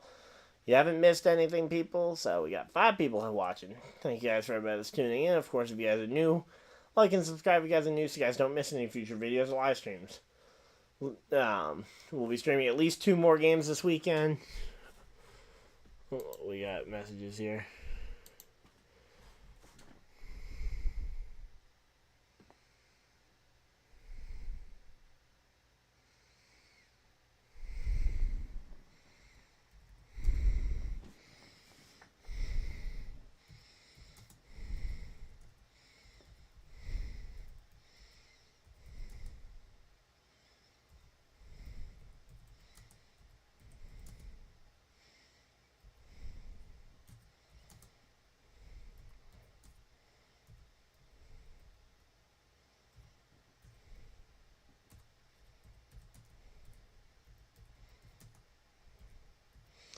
Alright, we are back, and it's going to be 2nd down Texans here. So, there we go. Got that underway. Alright, Texans have the ball.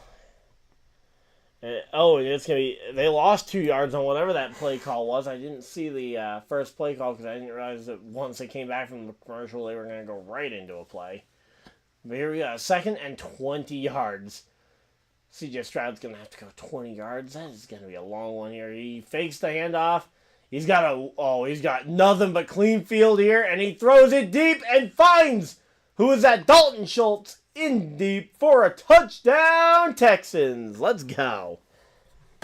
And Texans are going to start pulling away from this if they can manage to keep scoring like this. So that is 23 points for the Houston Texans. Here we go.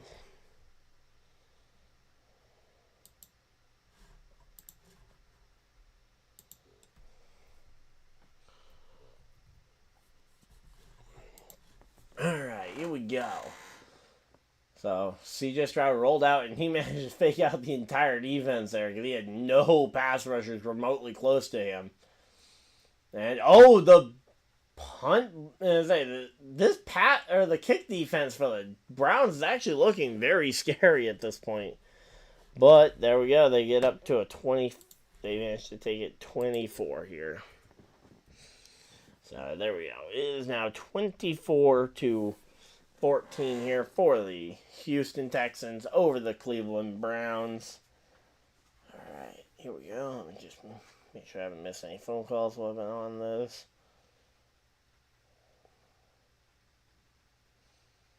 Okay, yeah, no, I haven't missed anything important.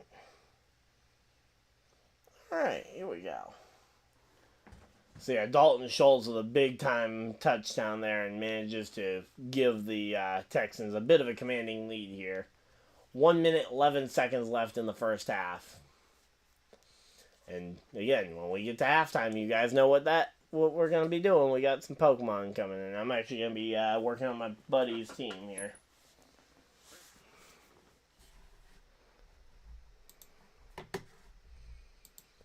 Alright, here we go.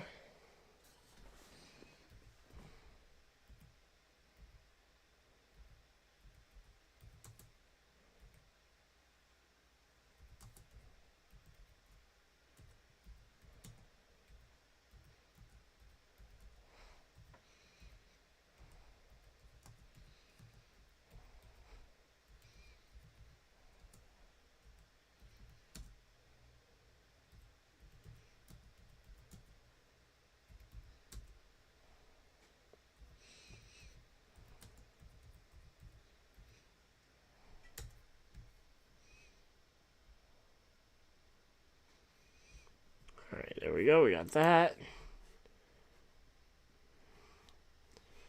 Alright, here we go. Alright, we got that all taken care of. And here we go. Cleveland has the ball. I missed the kick. Here we go. Thought we were coming back to the kick. But no, there we go. And incomplete pass there. It's going to be 2nd and 10 here. They got 43 seconds left on the clock here to try and get down the field. And they're going to want to try and get down this field as best they can here at this point.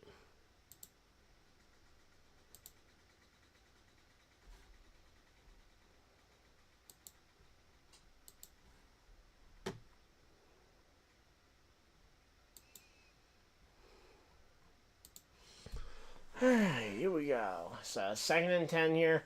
Flacco takes the snap. And, he is all over that. And it is a deep sack here for the Cleveland Browns. And that's going to be a deep 3rd down here. 32 seconds and counting here. Yeah, at this point, there's not much in this game to be overly excited about if you're a Cleveland fan, which I know Ernest is.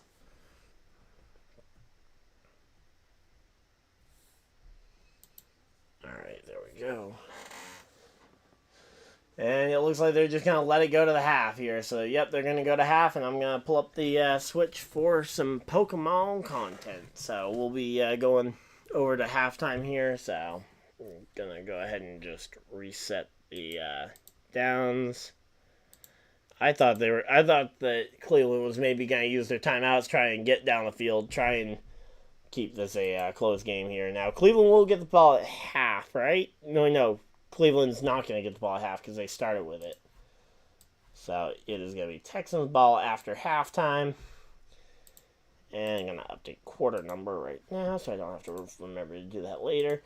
Alright, and we are going to halftime, so I'm going to pull up the Switch, and we are going to pop into the VC to get my friend's team here.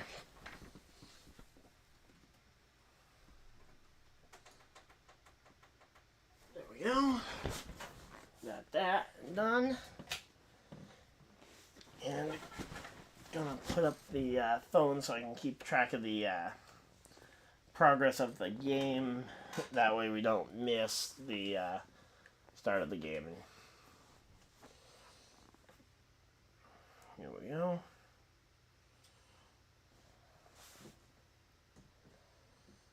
Oh, come on, there we go. Boom, boom. Alright, here we go. Gonna put in my earbud.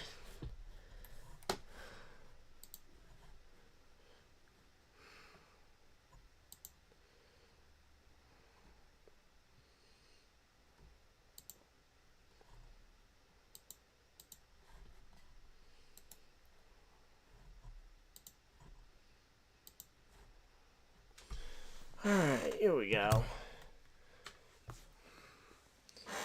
So yeah, just gonna wait for my buddy to join in. Until then, we're just gonna kind of just walk around. Not sure what I'm gonna work on, because again, I don't know what his team is or what Pokemon I'm gonna be throwing EVs and IVs onto.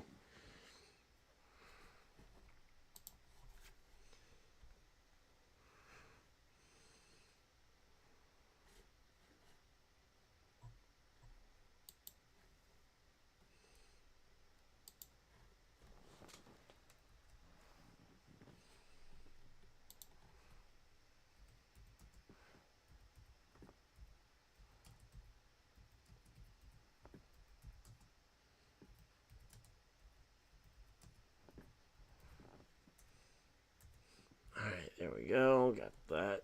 So he should be hopping in here soon. And once he hops in, I'll unmute my mic and go ahead and talk to him. Alright. And actually gonna go ahead and up the desktop audio here. And going to remember to include the gameplay audio. That way you guys will be able to hear the gameplay. More important for when I end up potentially recording something later when I'm doing the tournament.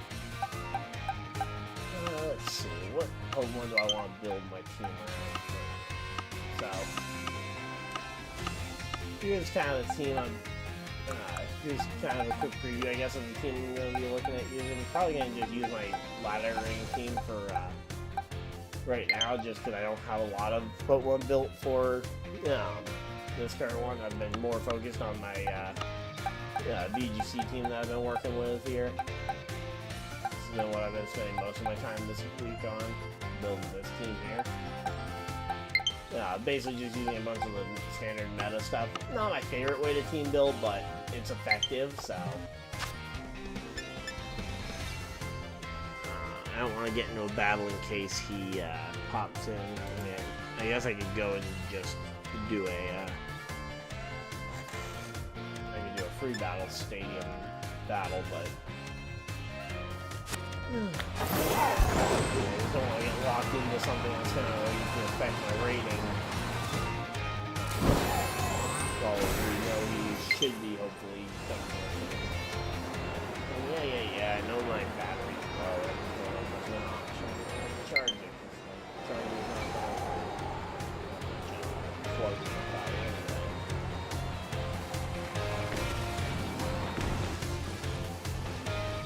But here we go.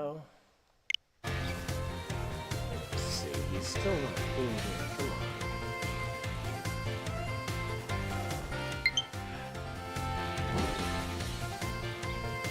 Hoping that when he's been mentioning that we needed to do this for a minute or two, so actually, let's see. Hey Justin, you in here?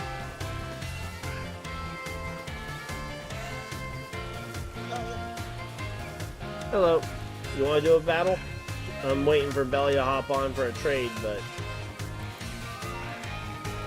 yeah, no worries. Yeah. Belly and I were gonna help Belly with his team, but I was going to hop on and get a little practice.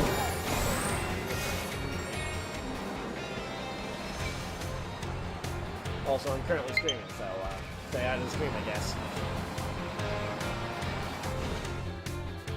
Oh, fun.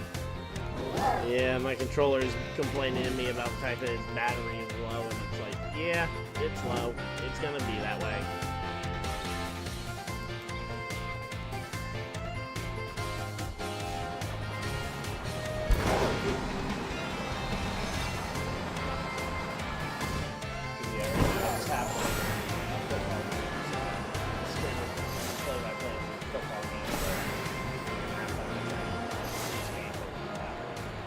Usually I go to rank, but I don't want to get locked into something that's going to affect ranking while I'm waiting on that.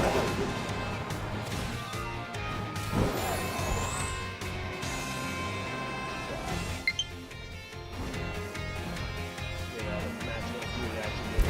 I just didn't know if you were here or if you were expecting to last.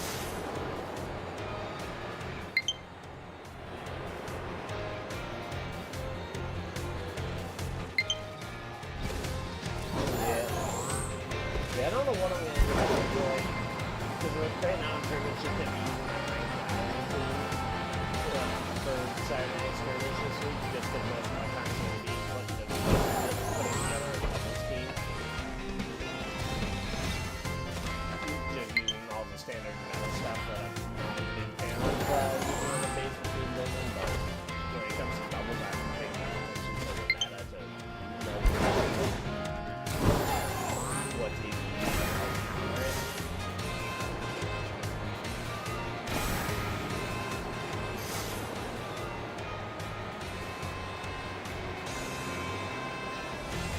Yeah, upper hand, definitely being open now. I'm going to buy shield every week. But the other thing I've been looking at, I want to kind of feel out before I can get into building and keep around it was competitive or defiant specifically. Because I've been the convention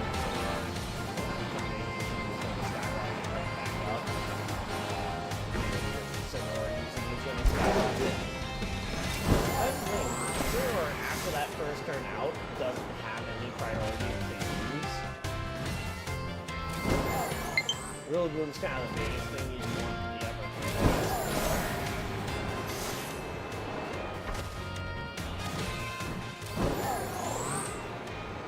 But yep.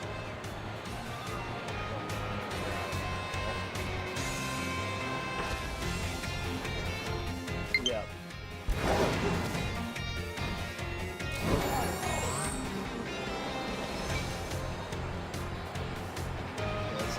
Game, right? It's going to be cross-fight match between the Chiefs and Dolphins. Kick off in 71. Something like -5. It's going to win chill.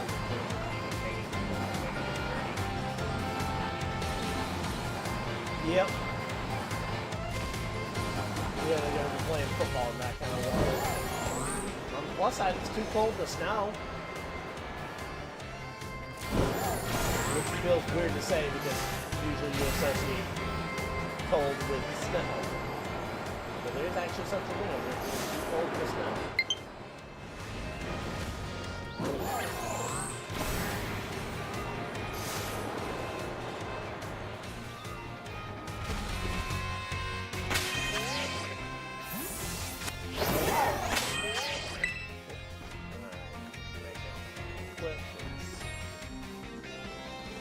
I do want to connect online early just because I know when you're connected online and roaming around the world, it tends to lag a bit. And that's all I've been doing while I was waiting, is just kind of roaming, flying around. Alright, what was code? 59.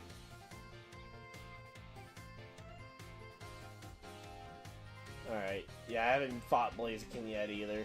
I'm gonna have to do that tomorrow.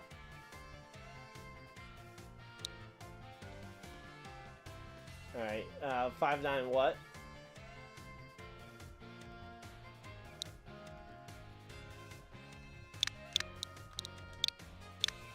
Alright. 9953. Battle searching.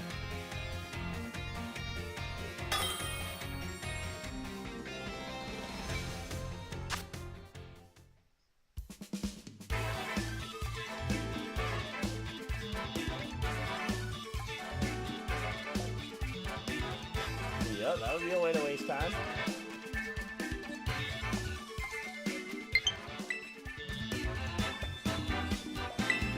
So yeah, basically you can use my rank ladder and get just into an okay rank. That is an interesting team.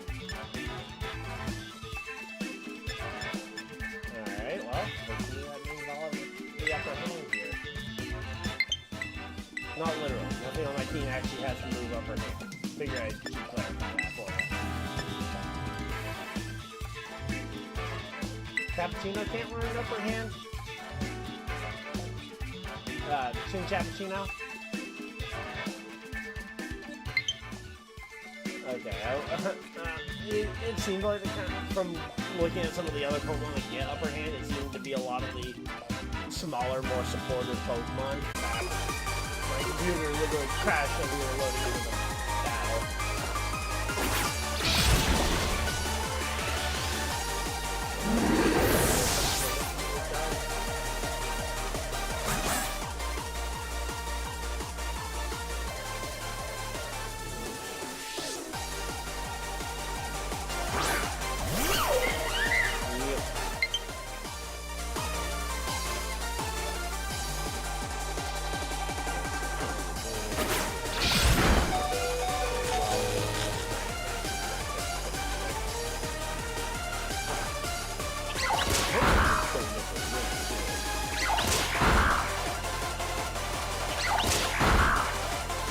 I was hoping so. I have a point.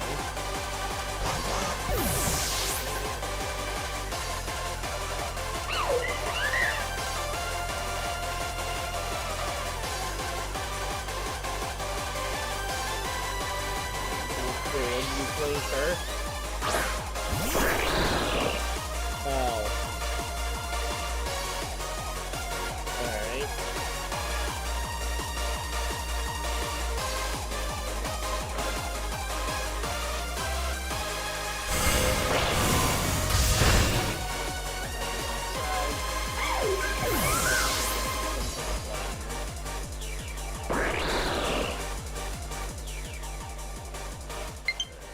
Odds are I'm not winning this fight.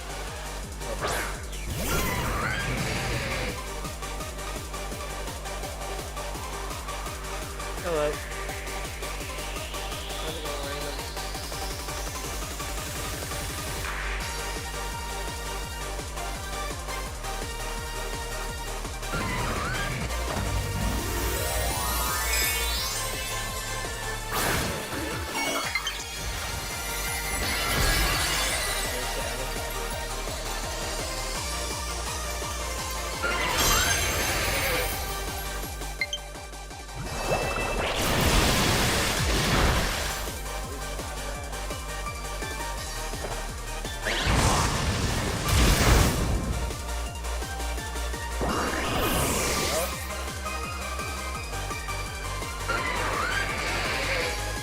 Yeah, I'm streaming the Browns game and half my battle, but Belly wanted me to help him with the team, so I tried to him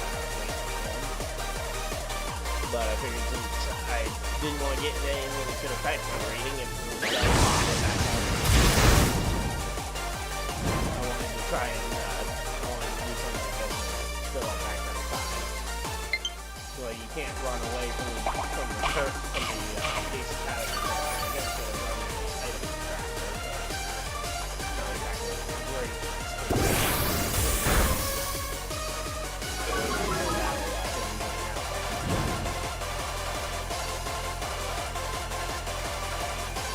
Yep. Yeah, I'm badly invested. Listen, the game's back, so I'm going to be popping out of here. I'll pop back in after the game.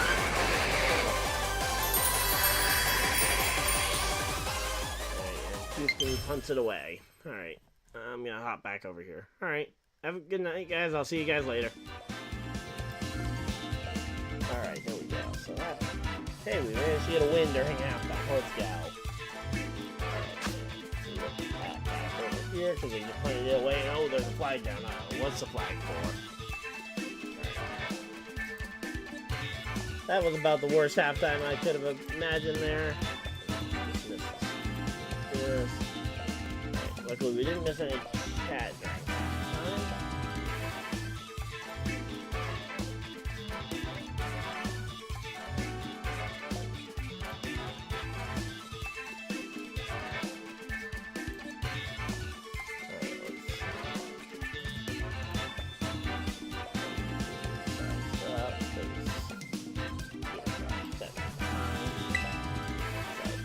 They're going to go battle each other, and then I can go ahead and switch it back over. It looks like a false start on... Oh, false start and holding potentially on the defense. Uh-oh, that could be bad. A really bad mix of what happened there. Alright, there we go. Let me go ahead and just remove the video capture device. That way we don't have football music going in the background here.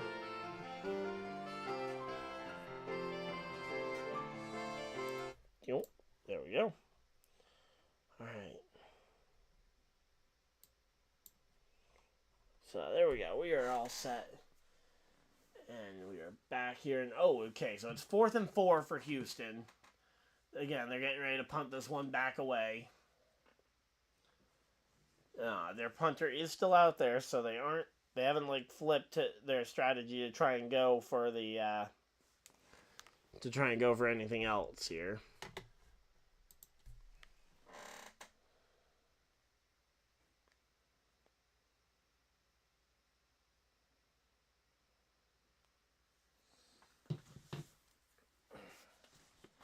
Alright, and here we go. Punt is away for the set. Oh, and we got another flag. Are you kidding me? What is going on in this second half? We've had 2 flags. And a false start on Houston, and that's going to back them up even further on this one. And D'Amico Ryans does not look overly happy, although, granted, you're leading. You shouldn't be too upset right now, although, again... It's the second false start penalty in a row for the Houston offense.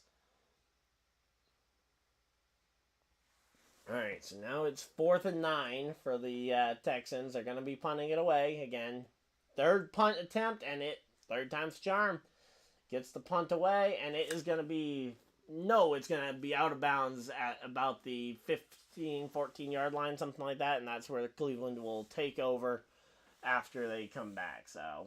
11 minutes, 27 seconds left on the game time. There we go. Alright, so we're all set and ready to go. Hopefully you guys enjoyed that halftime, although I do apologize for the computer crash. Not much I could really do to avoid that. Because I had no idea my computer was just going to crash randomly.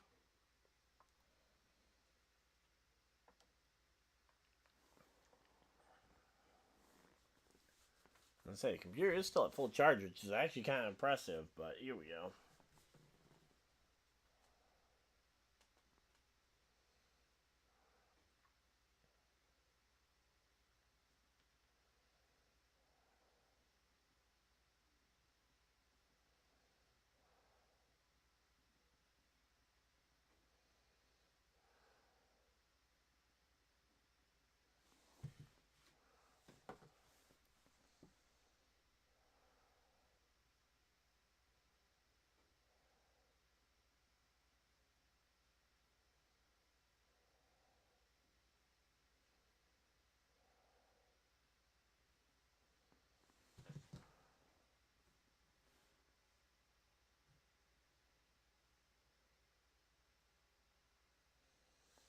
Alright, here we go.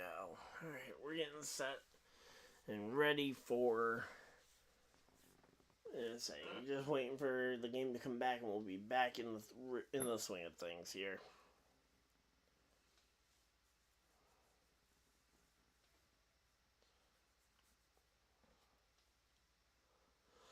Alright, let's see.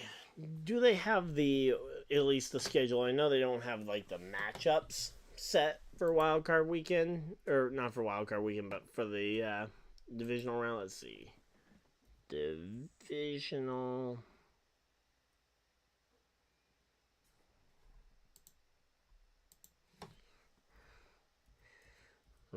on schedule NFL 2024. So it looks like 2 games on Saturday, 2 games on Sunday. So not sure what the time slots are. They all say TBD, including the teams, obviously, because they'll probably put the prime time slots for the teams that are looking like the better matchups here. And Flacco takes snap, drops back, fakes the handoff, and goes and throws it to number 18. That is Bell. Is that David Bell, if I'm not mistaken? All right, let me go ahead and pull this up here. All right, gonna re-put them into their squad there, and there we go. Let's see, number 18. Yep, that's David Bell on the. That's number 18 for the Browns. All right, here we go.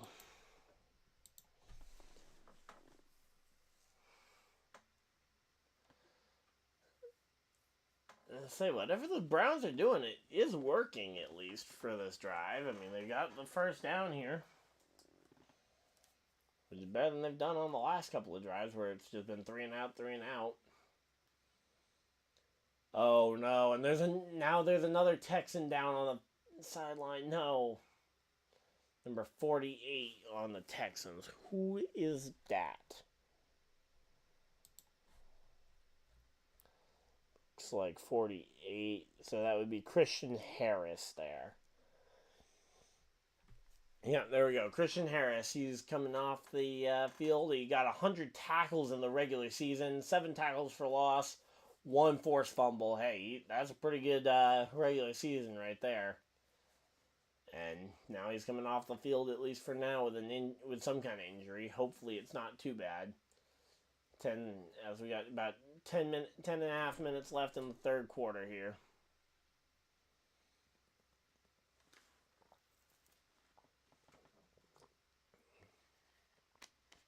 And there we go.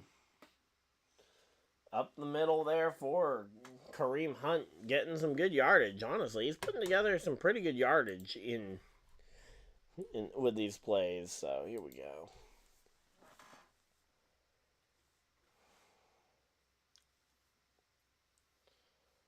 All right, here we go. So 2nd and 4 for the Cleveland Browns. Let's see. Flacco under center. Gonna take the snap, roll out. Oh, he's gonna just hand it off to his running back. I thought he was getting ready to fake it again.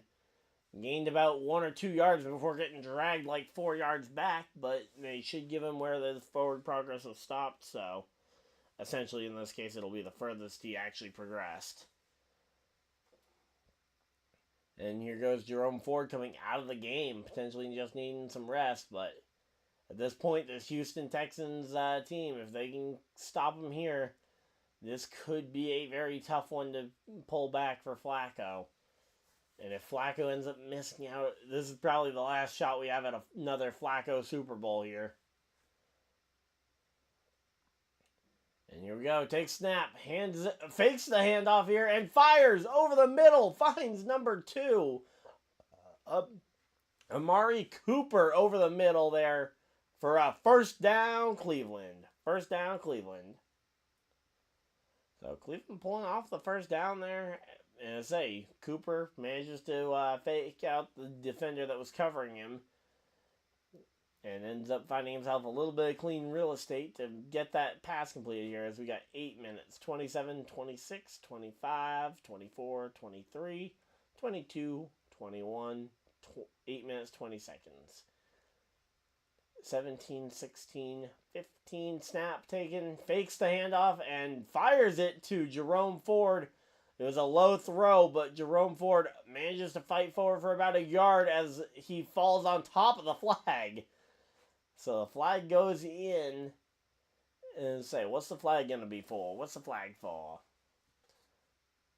8 minutes, 6 seconds left on the clock as they stop the clock here. Please tell me that's not offense. That's holding on the offense. No. Replay, first down, and it's going to be first and what, 20?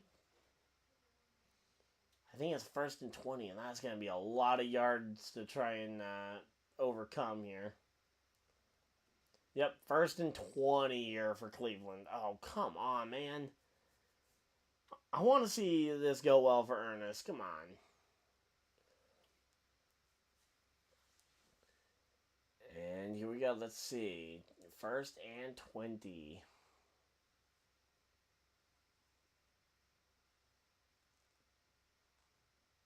Takes snap. Dropping back. Fires and finds David Bell for a short gain, but ultimately gets tackled almost immediately. So it really didn't. I mean, it'll get them a couple of yards, but they're still going to need a big-time second down play here called up. Again, I mean, you've been doing a lot of these fake handoff. They got 4 yards on that play, is what they're officially marking it. But yeah, I would maybe either just commit fully to a pass play, or go full on run play. And I would probably say go full on pass play here. You can afford to miss. Just don't throw the interception, obviously. But yeah, there we go. Not trying to fake him out this time. And gets it across the first down marker. It's a first down, Cleveland. Let's go. First down. And we're going to see, can they turn that first down into more? The fact that they got the first down, though, that is key. Because now they got a fresh set of downs to work with here. And have overcome the holding penalty.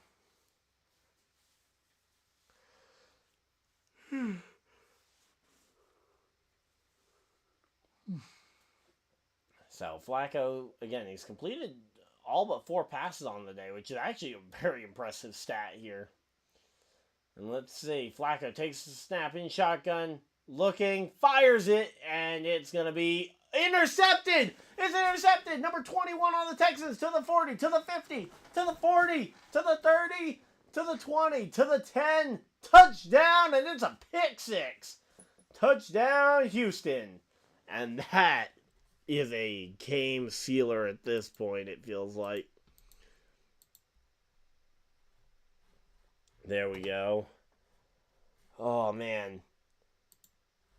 And that was a big-time play there for the Houston Texans, who are now up to 30 points, if I did my math correctly here. I probably didn't. Oh, wait. 30 might be after the 2-point conversion, actually, now I think. Or not after the 2-point, after the extra point kick. Nope, 30 is the score. Okay, yeah, never mind. Oh, yeah, no, they were at 24, not 23. And there's the extra point kick, and it will be 31.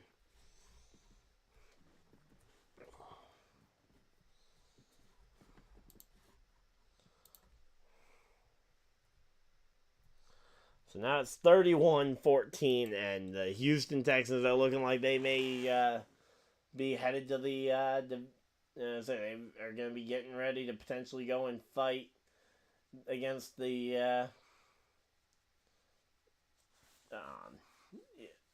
they're probably going to be facing off against the Ravens. Again, they have a little bit of a buffer, because if either of the two other teams this week, if the away team wins, they can avoid playing the Ravens, which is kind of an important match here to not be playing at.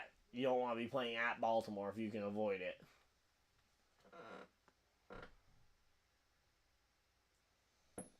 There's a lot of people here. But here we go. Let's see. The Farmer's Dog. So yeah, we got a bunch of commercials going on, but man, that was a big-time pick 6 there by the Houston defense, getting the play and just turning that into more, and now it's going to be a very tough one for the Browns to try and get back out of here. All right, here we go.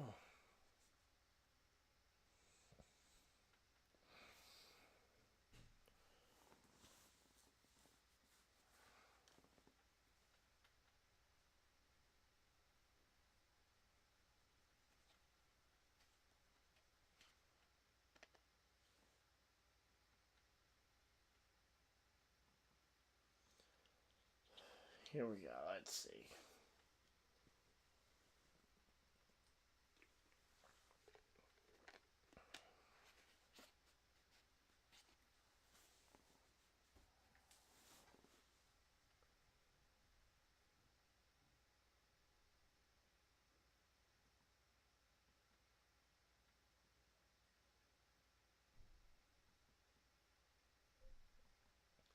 So here we go. All right. Alright, just settling down here. We got ourselves a pretty good game going here, honestly. Hopefully you guys are as excited for this one as I am.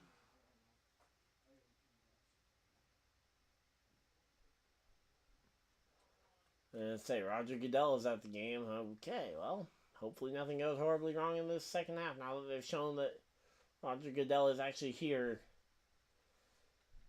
at this game. Alright. Let's see. And it's going to be out the back of the end zone. Cleveland's going to set up at the 25-yard line, and they're going to have to... They absolutely need to score here if they want any shot at winning this game at this point.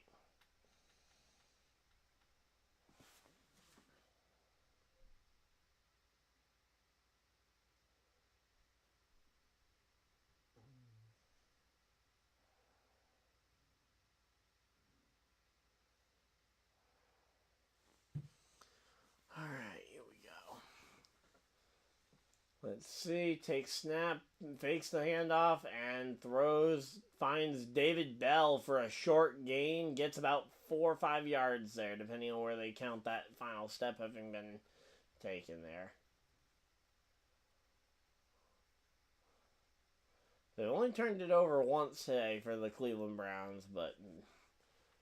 I say they led the league in turnovers, though, heading into the playoffs. Wow, that's impressive. Usually the team that leads the league in turnovers, you would imagine, is picking at number 1 or 2 overall, not playing in the playoffs, potentially with a shot at the Super Bowl still.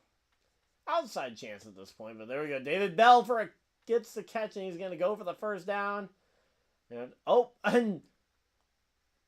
the referee just fumbled the ball. There we go. The referee fumbles it. Let's go. Even the referees fumble the football. Well, hey, at least now we know that they can't judge everybody else for dropping passes because they just fumbled the football too. And here we go. It's going to be... Oh, no, they're calling it 3rd and 1. Are you kidding me? There's absolutely no way that should be 3rd and 1 and they get stopped for a big loss and that's going to be 4th down. Are you kidding me? No, come on, no. Ernest is going to be real. I mean, I know he's already pretty much given up on this game, I think. Ernest, you still in here? Probably not at this point with how the game's gone, but man, that should have been a first down and then make this play call not have as much repercussion. Because now you're 4th and 2, you got to go for it. You got no other option. Probability is 52%. I mean, again, the math, it doesn't really matter. You need to get there. So, here we go. Let's see. Takes snap, looking, fires it, and it's another interception! And it's being taken to the 15. And there we go. It's a pick 6. Number 48, the guy we saw limping off the field earlier, comes up with a second pick 6 in this game. And let's go. That is going to make this a 37-14 football game, and this game is slowly turning into a blowout. And Houston, we have liftoff. Because nobody's made that joke before here, but yep, there we go. Number 48, Harris. I know what he said his name earlier. Is it Christian Harris? Yep, Christian Harris there on the pick 6. And who was it earlier that got the pick 6 that we were talking about? I do not remember who got the earlier pick 6, but here we go. Let's see. Actually, you know what? We can figure this out. NFL games.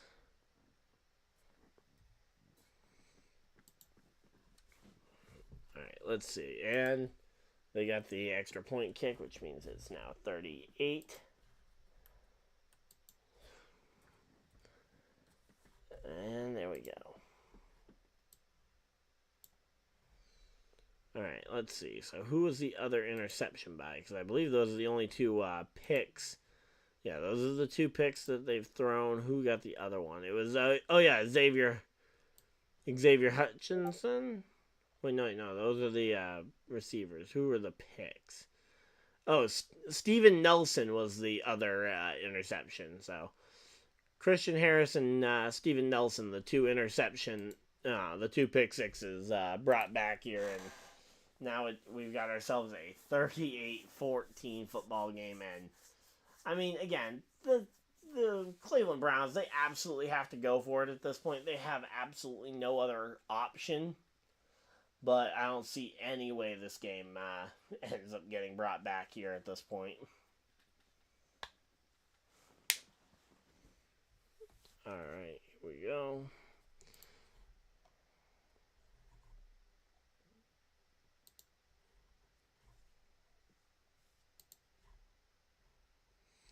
Oh.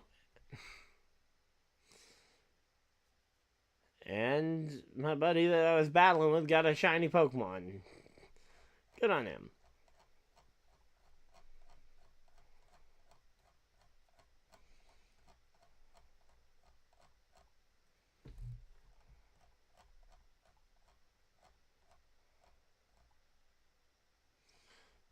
Let's see.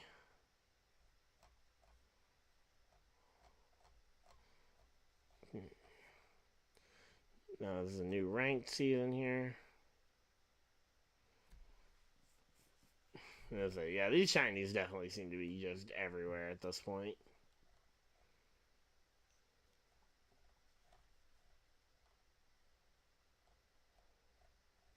Looking for my post to copy and paste.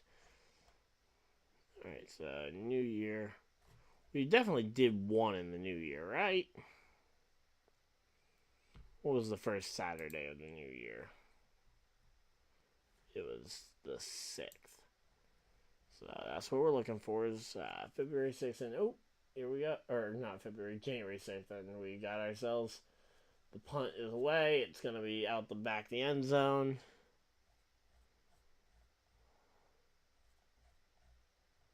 Oh, yep, there. Oh, wait.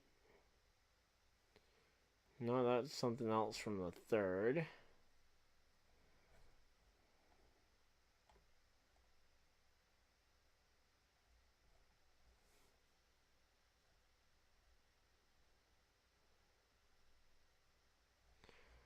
So 4th, and okay, here we go. Handoff over to Jerome Ford and goes out of bounds. Gets about 4 or 5 yards there. At this point, I mean, it's just kind of defeating to try and hype it up because they tried everything they could here. So, okay, here we go. January 6th. Wait, no, that was last. We haven't had one in the new year, have we? Oh, yeah, we had one. Yeah, we haven't had one in the new year yet. Okay. Thought we had done one in the new year, so. Scrolling back to the New Year's posts and stuff.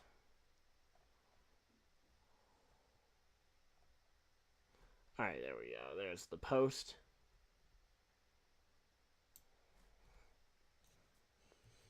And gonna go ahead and copy and paste.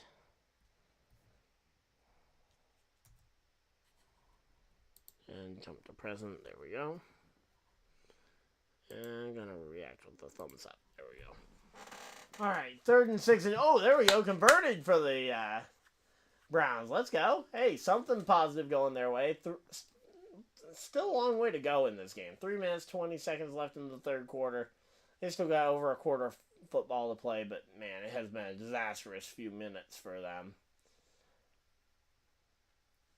And here we go. Let's see. Takes snap, looking, fires it, finds David Njoku for about 3 yards. 2nd down. So there we go. We got the post up. So far it's me and Justin that have responded because we were both there and ready.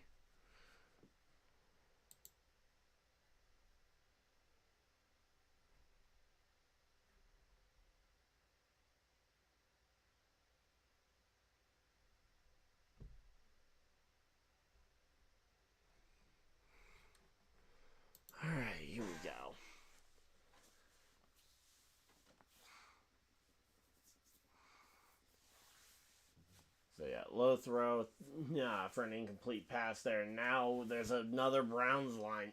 Now there's a Browns lineman coming off the field, and that's going to be important.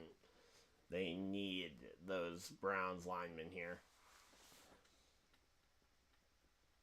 And here we go. They're putting in the backup. Putting in, looks like Watson is the backup. Who is Watson? Because I know who that is not. I know that is not. Although I would love to see Deshaun Watson get thrown out there to play O-line. I think that would be hilarious. So who is their O-lineman there that's going in? Throw over the middle. And that's hauled in there by Bryant there. And that was hauled in by number 88, Harrison Bryant. And Hudson? I'm trying to figure out who the backup was. I thought it was Watson, but it could have been James Hudson III. Oh, no, Leroy Watson. There we go. Leroy Watson went in. Number 69, subbing in. Did not see the player that was injured. I believe that was number 60-something. Might have been Hudson coming out the game. Might have been 66 coming out, and then 69 went in for the Cleveland Browns here. Alright, well, we're just kind of settling down here. Looks like we are probably, unless something drastically changes, it looks like the vote's going to be for us to stream the Packers game. So we'll figure out how to do that. And, ooh, dropped! That was almost intercepted. That unfortunately for Houston, the defender ends up dropping the ball, going right through his hands. And it also goes right through Njoku's hands. I thought David Njoku thought that was going down to the ground there. But nope. And here we go. 3rd and 6 here for Cleveland. They need to get something. They cannot afford to lose out on points here. They need something. Alright, again. Here's, I say this a lot, but put your tight end downfield just enough for the first down, and David Njoku gets. Alright, no, that was Bryant. That was Bryant who ends up getting a pass deflected there off of him. So, yep, number 88, that's Harrison Bryant here, and Derek Stingley Jr. ends up getting a hand in there and ends up being able to swipe away the ball out of Bryant's hands, and it's going to be 4th and 6. But again, at this point, Cleveland's got nothing to lose. There is absolutely no reason the punting unit should be back on the field anytime soon here. 4th and 6 here for the Cleveland Browns. It's touchdown or bust here. 4th and 6. Again, you really only need to get... and it is a big-time sack, and it's a turnover on downs. Houston's ball. Let's go. Houston gets the ball, and man... Joe Flacco is having a really bad day today. And there's DeMeco Ryans looking with a smile so big, as big as the state of Texas is. There we go.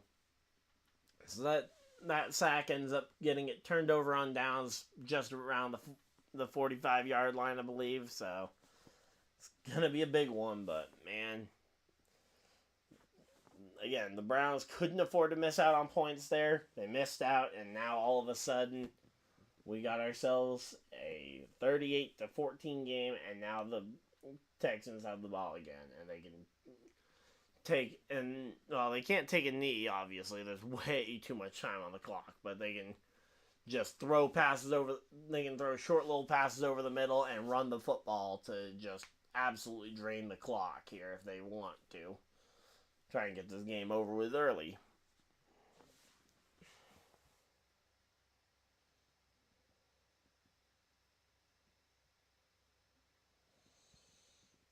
Alright, here we go.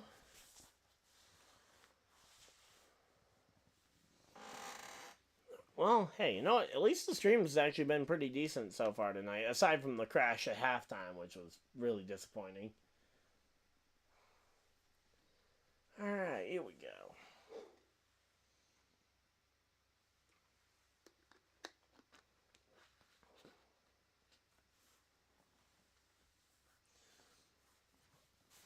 So I've got the thumbnail done for every game except for I still have to do Monday. I still have to do the stream. I still have to do thumbnail for Monday's game in addition to graphics for the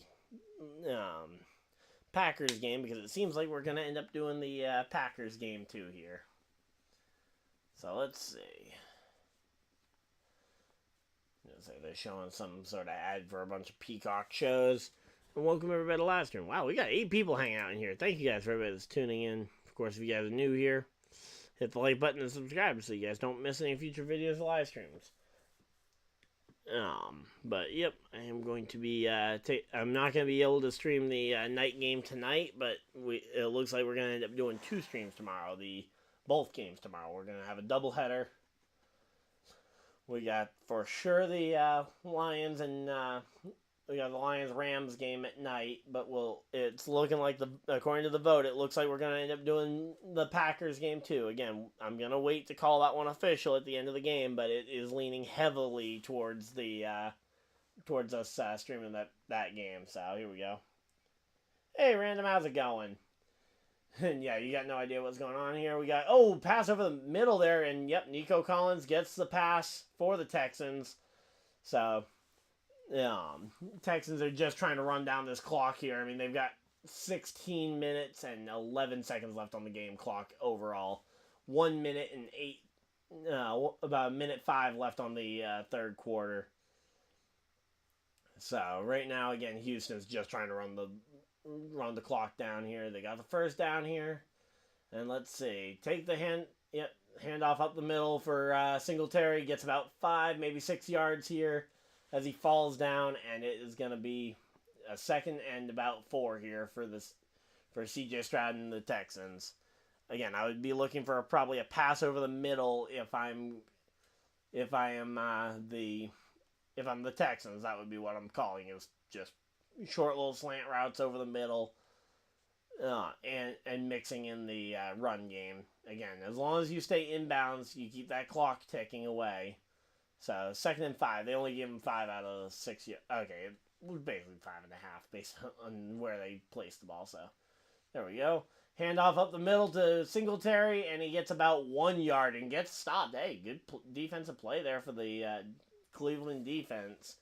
Problem is, once they make a stop, they're going to need to figure out something on defense, and we got the end of the third quarter here.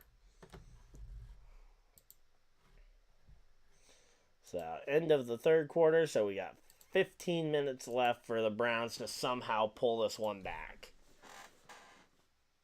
And Texans still have the ball, so it's going to be tough, but I don't know. I don't even know if it's possible at this point. If it is, I certainly would say that Joe Flacco's the guy to do it. But, yeah, I mean, the 2 pick sixes about 5 minutes ago pretty much ended the Browns' hopes. So, I mean, that you basically just gave 14 points to your opponent, and if it weren't for that, this game would actually be pretty close. They'd be down by 10 if it weren't for the 2 pick sixes. And now we got a General car commercial. Gotta love it. But, yeah, we're just hanging out here. Hopefully you're going to see... again, I'm rooting for Cleveland to make the comeback here. But at this point, it looks like Houston's going to take the AFC South to the divisional round at least. Which means that they'll either be playing... the Ravens in Baltimore next week, or they'll be playing... Or they'll be playing either the Chiefs or Bills at home or at their house. So yeah, there's absolutely no way I don't think there's any method. Actually, Houston gets a home game if both of the if both the home teams lose the next couple of games. Because it comes down to where you are in terms of seeding for who gets home field advantage. So, Houston being the 4 seed here, if the 2 and the 3 seed both lose, they can get a home game for next week against either I believe it would be Miami, who they would be up against. which being able to play Miami not in Miami is a major advantage, although I can't say that Houston is exactly all that different from Miami in terms of weather. Now, depending on what time slot that game would be put in, it'd be interesting to see what ends up happening here. And they're showing the Pro Bowl event day. Yeah, the flag football game. Yep, not interested. That is not what I'm going to be spending my Sunday doing that day. I'm going to be here watching the Clash at the Coliseum for the NASCAR Cup Series. So 3rd and 4 here. Absolutely, this is going to be a short pass route here. I would send at least one of your wide receivers deep over the middle there. Yep, there we go. Short pass to number 2. Yeah, that's Robert Woods on the Texans. It's going to be a first down, and that resets the amount of downs. And now we're just watching this clock start to drag away for the Browns. Now, the Browns do have 3 timeouts. Do still have all 3 of their timeouts left, and I don't know if they're even going to bother using them at this point, because there's not really, until they make this game somewhat close, there really isn't much use to using the timeouts. But you also don't, it's not like you get any bonus if you don't use them. But here we go. Handoff up the middle to Singletary. Gets about 3, maybe 4 yards. I think that's going to be 4 yards based on the spot of the ball. And it's going to be 2nd down Houston here.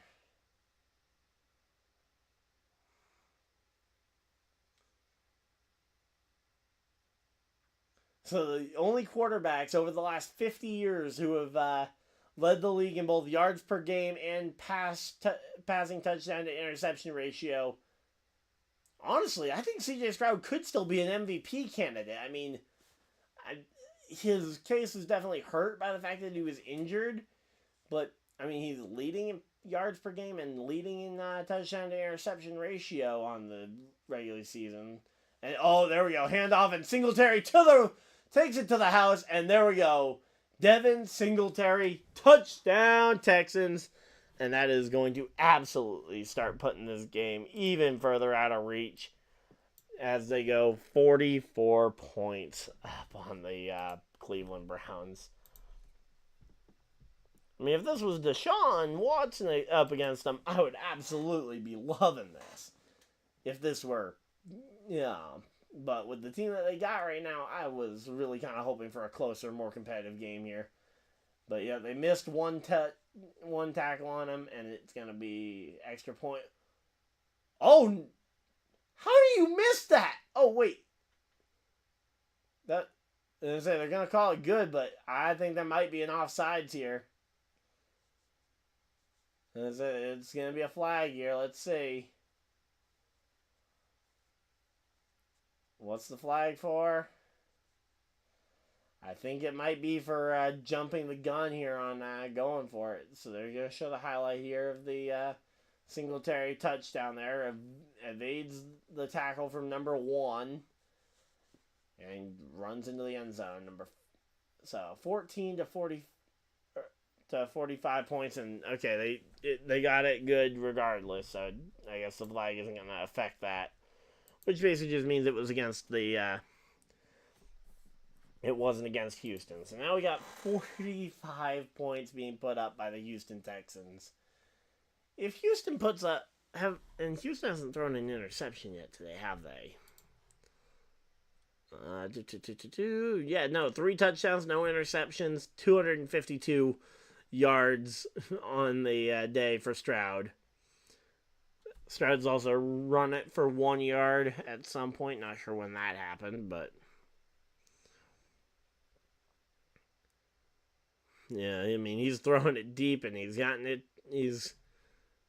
3 touchdowns to 3 different players so far for the passing game.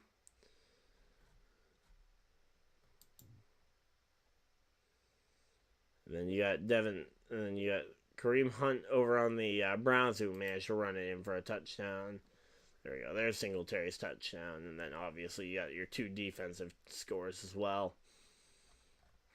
This has just been an absolute bloodbath of a game here.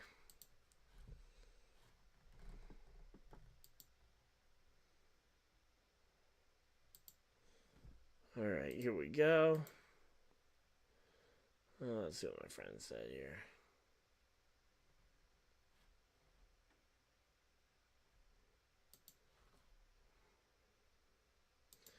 All right, there we go. So now they're going to end up going and punting this one back to the, they have to give it back to the Cleveland Browns, and now Cleveland is going to have a chance to try and answer here once they get back from commercial break here.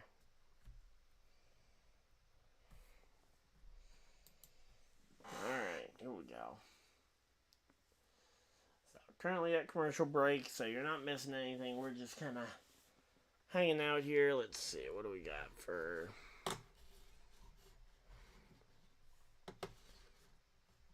This is definitely the kind of... this is not exactly the game I was expecting. Certainly if we were going to have a blowout in this game, in the wild card round, I think we were all expecting it to potentially be the Steelers versus Bills game. Yeah, which is happening Monday again. Big notice there is that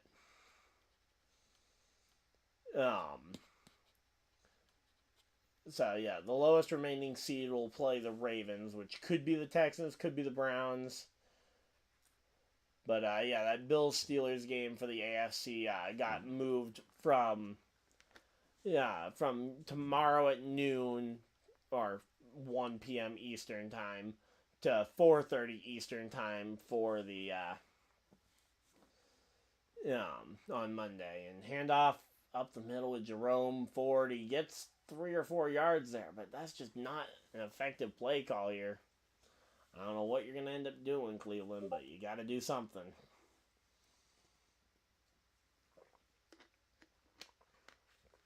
And at the very least, you can't turn the ball over at this point, because if you give Houston the ball back, you may never see it again. Actually, let's see. Who's dominated time of possession on this game so far? Because it feels like Houston's absolutely had the ball for a lot, but I don't know. More team stats. Here we go. Time of possession. Actually, the Browns have held the ball for about 7 more minutes than the 7 more minutes of game time at least here. And another run up the middle for Jerome Ford, and another bit of time just ticking off that clock. And say the reason why you would want to go for pass plays, or in particular pass plays down the sideline, is that if it's an incomplete pass, it stops the clock. And if you complete the pass, the sooner your player can get out of bounds, that can also be what can stop the clock for you. So those are kind of your 2 methods to stopping the clock without having to spend a timeout here. As Flacco evades pressure, and he's just going to take it and runs for the first down. There we go. Flacco actually converting the first down on his own with those 40-year-old legs. Or 39. Is he 39 now? 38, something like that. He's nearing 40.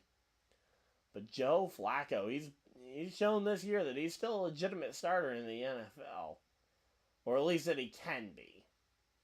I think he's still definitely, I don't think he's going to get a starting job this year. And there we go, Kareem Hunt tackled for a loss after the handoff there. But yeah, I don't think he's going to get a starting job next year. I think he's still going to be somebody's backup. But hey, you know what? If he goes down, or if somebody goes down next year, he could be in position for a pretty good time there. And we got 11 minutes, 11:04, 11:03, 02, 01, 11 flat. 59, 58, 57, 56, 55, takes the snap, fires it off to the side for Elijah Moore, and he stays in bounds here as he goes down, and that's going to be 3rd down. Oh, they're still short of the first down. Okay, yeah, you definitely don't want to step out of bounds short of the first down marker. The ideal position would be to get across the first down marker and then step out of bounds to stop the clock. But man, they are absolute. They went from, in terms of rushing, they went from allowing nearly 5 yards per carry last year, which was the 3rd worst in the NFL, to being 2nd best against the run this year. And speaking of against the run, they almost sacked him there. He manages to get the throw off to Kareem Hunt there, but it's going to be fourth down. He's tackled short of the sticks, and it's going to be fourth and some. I don't know how many. I think it's going to be maybe 2. I think 2 yards is probably the expectation here. But, yeah, we're just hanging out. Hopefully you guys are enjoying it. If you guys are, of course, hit the like button. Also, vote ahead. Go ahead and vote if you guys have an opinion on what you guys want to see for streams coming up. They're 0 for 4 on, or they're 0 for 2 on fourth down conversions here. 4th and 3 here as Flacco takes snap, looking, fires it, and it's dropped, and it's a turnover on downs, and Houston will take over at the line of scrimmage. So, there we go. It is now Houston ball. And here we go. Talladega Nights on Peacock, huh? Maybe I should go ahead and watch that one again, even though I have it on DVD, but yeah. It's always that's always a fun movie to watch, although certainly not the best racing movie from that year. The original Cars movie is still definitely better, and just happened to release in the same year. But here we go. Let's see. We're at commercial break, so just kind of hanging out. Again, this game has turned into a blowout. Houston's got the ball now, and they will absolutely take all the effort to try and cut this one, run the timeout here. So let's see. I'm going to go ahead and just start working on the bracket for tonight's Pokemon tournament, because that starts at 9, and I've only got 2 hours to build the bracket. Now, luckily, it's not looking like we're going to have a record-setting number of people there.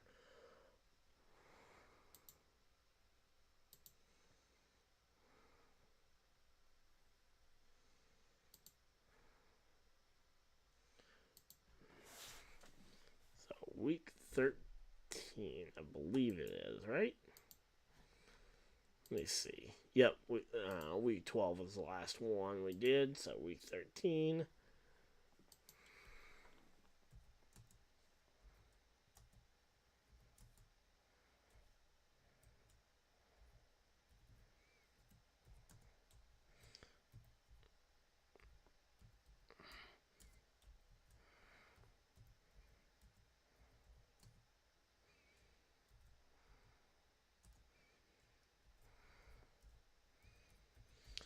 And we're coming back from commercial break, so I'm going to keep an eye on that. So, QB comparison, they're comparing the 2 quarterbacks for later tonight. We got Patrick Mahomes versus Tua Tagovailoa. So, here we go. Sport or game being played. Pokemon, they still don't have the game we actually play, so I just got to put down Pokemon. Championship 4. And there we go. Run up the middle for Devin Singletary. Goes next to nowhere here. And there we go. The giraffe is in. Davis Mills is in town. There we go. And they're now doing a quick promo for how cold the Chiefs games have been, and how cold this one is supposed to be. It's supposed to be one of the coldest on record.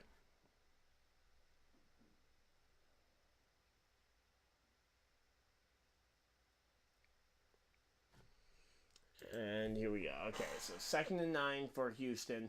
Takes the snap, hands it up the middle to Damian Pierce, and goes nowhere. Actually, might lose a yard there.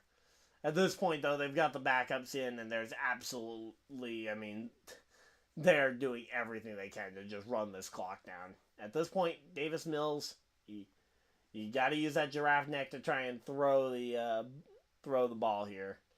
I think you need to go look for Nico Collins. I know you haven't connected with Nico Collins nearly the way that your teammate has this year, but find one of your young receivers here. up the sideline here because you gotta get the first down. If you get the first down, you can pretty well end this game. Although this game's pretty much already over. And John Mechie III goes and gets some yards, and they're just gonna probably either kick a very long field goal or they're gonna. Actually, it's not. Oh wait. Oh, they're still on their own side of the field. Yeah, no, this is gonna be a punt. Punt away on 4th down here.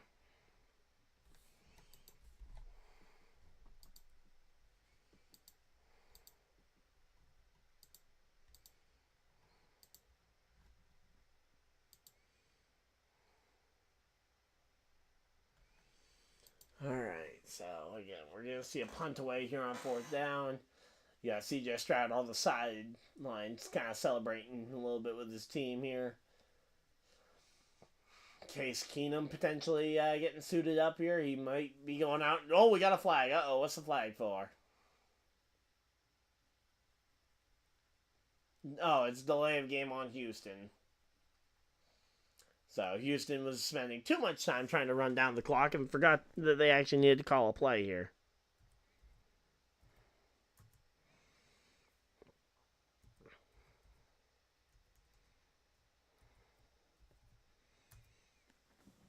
Alright, here we go. And they're going to be So yeah, they're punting it away on 4th down. Didn't really matter that they got the delay of game penalty, but in fact, it actually made it a little easier to try and stick them deep in their own territory. But ball goes out into the end zone, and it is going to be Cleveland ball here as Cleveland attempts to try and make the miraculous comeback, or at least make this game respectable at this point, because at this point that's what they're trying to do. Because this game is pretty much over here.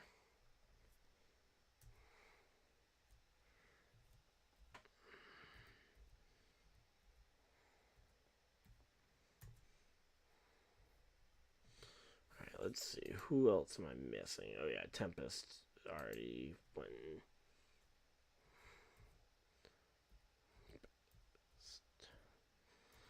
Alright, so there's the 5 people that responded before I went and started doing it.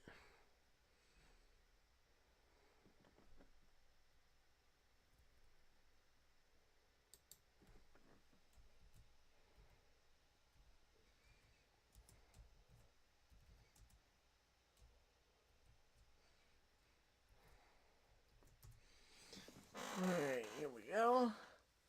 So I got that all done for now, and we're caught up on that, so we're all good.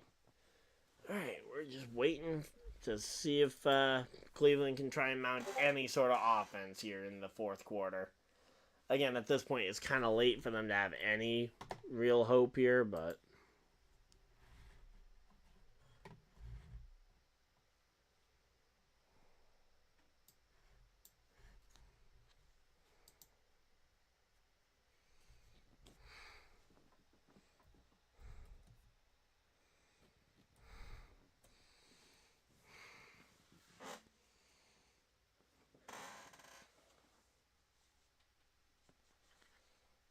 Alright, well, we're just hanging out here.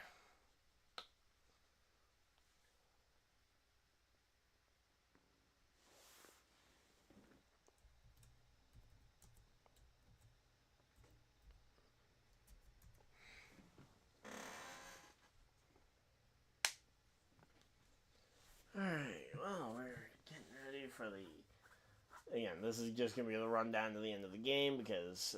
although Cleveland has the ball, so they're going to try and drive down the field, I think. But at this point, Texans fans got to be riding high at this point.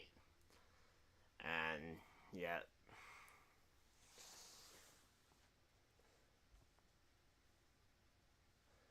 And here we go. Let's see. Flacco takes snap, looking. And, he finds... Kareem Hunt there, but gets stopped for a loss still.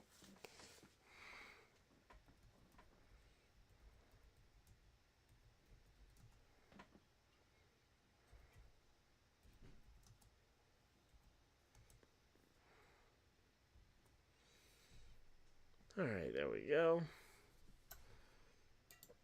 Alright. So 2nd and 11 here for Cleveland. Let's see if they can make anything happen here. Like, why are you even handing it off? Oh, there's why you're handing it off.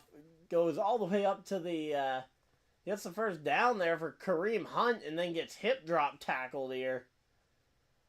But, man, he has been under pressure a lot. And when under pressure, he's gone 7 for 12, only 48 yards when throwing out of pressure. Threw 1 interception out of the pressure and taken 3 sacks and throws it at the feet of his defender. And they're starting to get chippy here. Starting to fight a little bit. After Joe Flacco threw it at his receiver's feet there. But yeah, so far today, this has not been the day that Joe Flacco wanted. And it looks like the touchdown to interceptions are going to end up costing him here.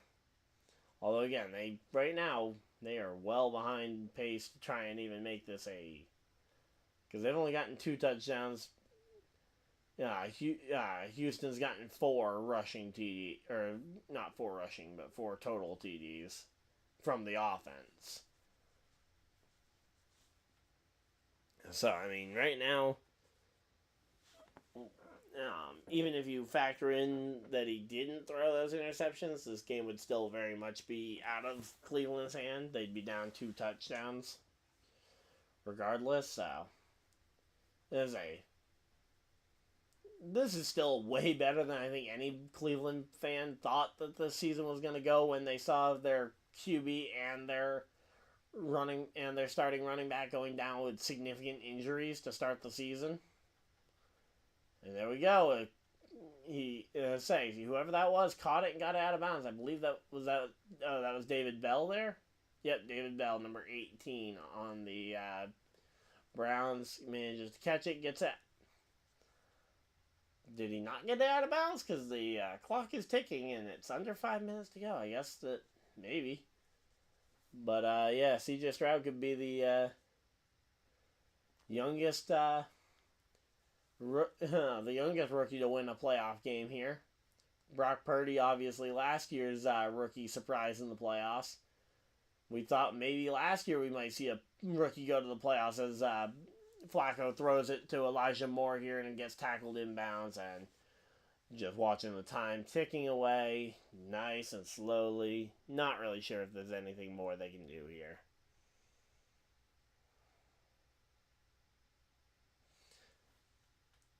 Alright, let's see. It's going to be 2nd and 5 here.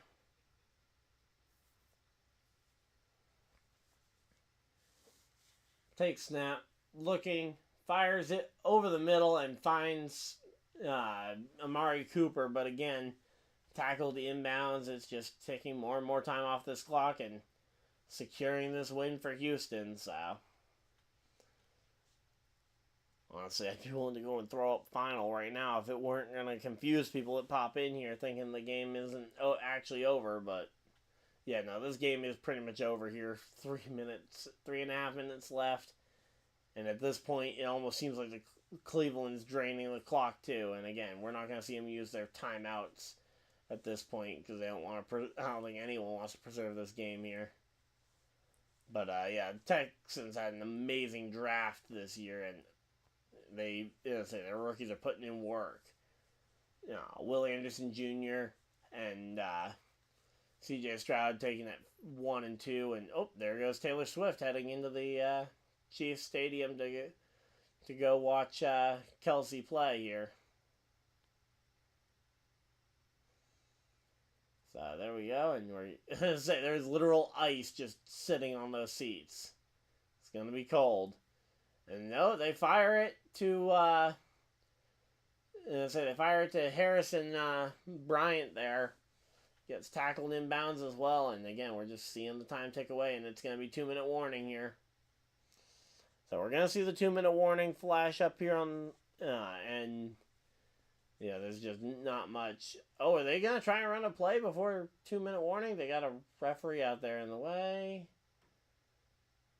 And 2, So 5, 4. Oh, they do call a play before the 2-minute warning. I thought they might just take it to the 2-minute warning. And it's going to be 4th and 6 when they come back from the 2-minute warning here. But hey, you know what? They get a free timeout to try and think about what they want to do here as they go to 2-minute warning and a commercial break. So, alright, let's go ahead and I'm going to just poke my head on over here. See if there's any other responses. Nope. So, looks like it's going to be just... Or at the moment, it looks like it could be just 5 of us taking part in the Pokemon tournament tonight. Which is fine. We've had 5 before, but I was kind of hoping that we would have more, considering the week of Christmas we had 8. And that was a chaotic week to have 8 people competing there. Alright, here we go. Key West, Florida. Here we go. And right now we're just counting down the minutes to the end of this game here. Thank you guys, though, for all 8 of you guys that have stuck around to the end of this thing. Thank you guys for everybody that's here. And for any of you guys that just joined, thank you guys anyway. So it's a pretty good stream going here. And again, it looks like it's looking more and more likely, unless literally everybody that just showed up doesn't like the stream. It looks like it's going to be, we're going to be streaming Packers at Dallas tomorrow at 4:30, and then streaming the night game between the Rams and Lions, the Matt Stafford homecoming game.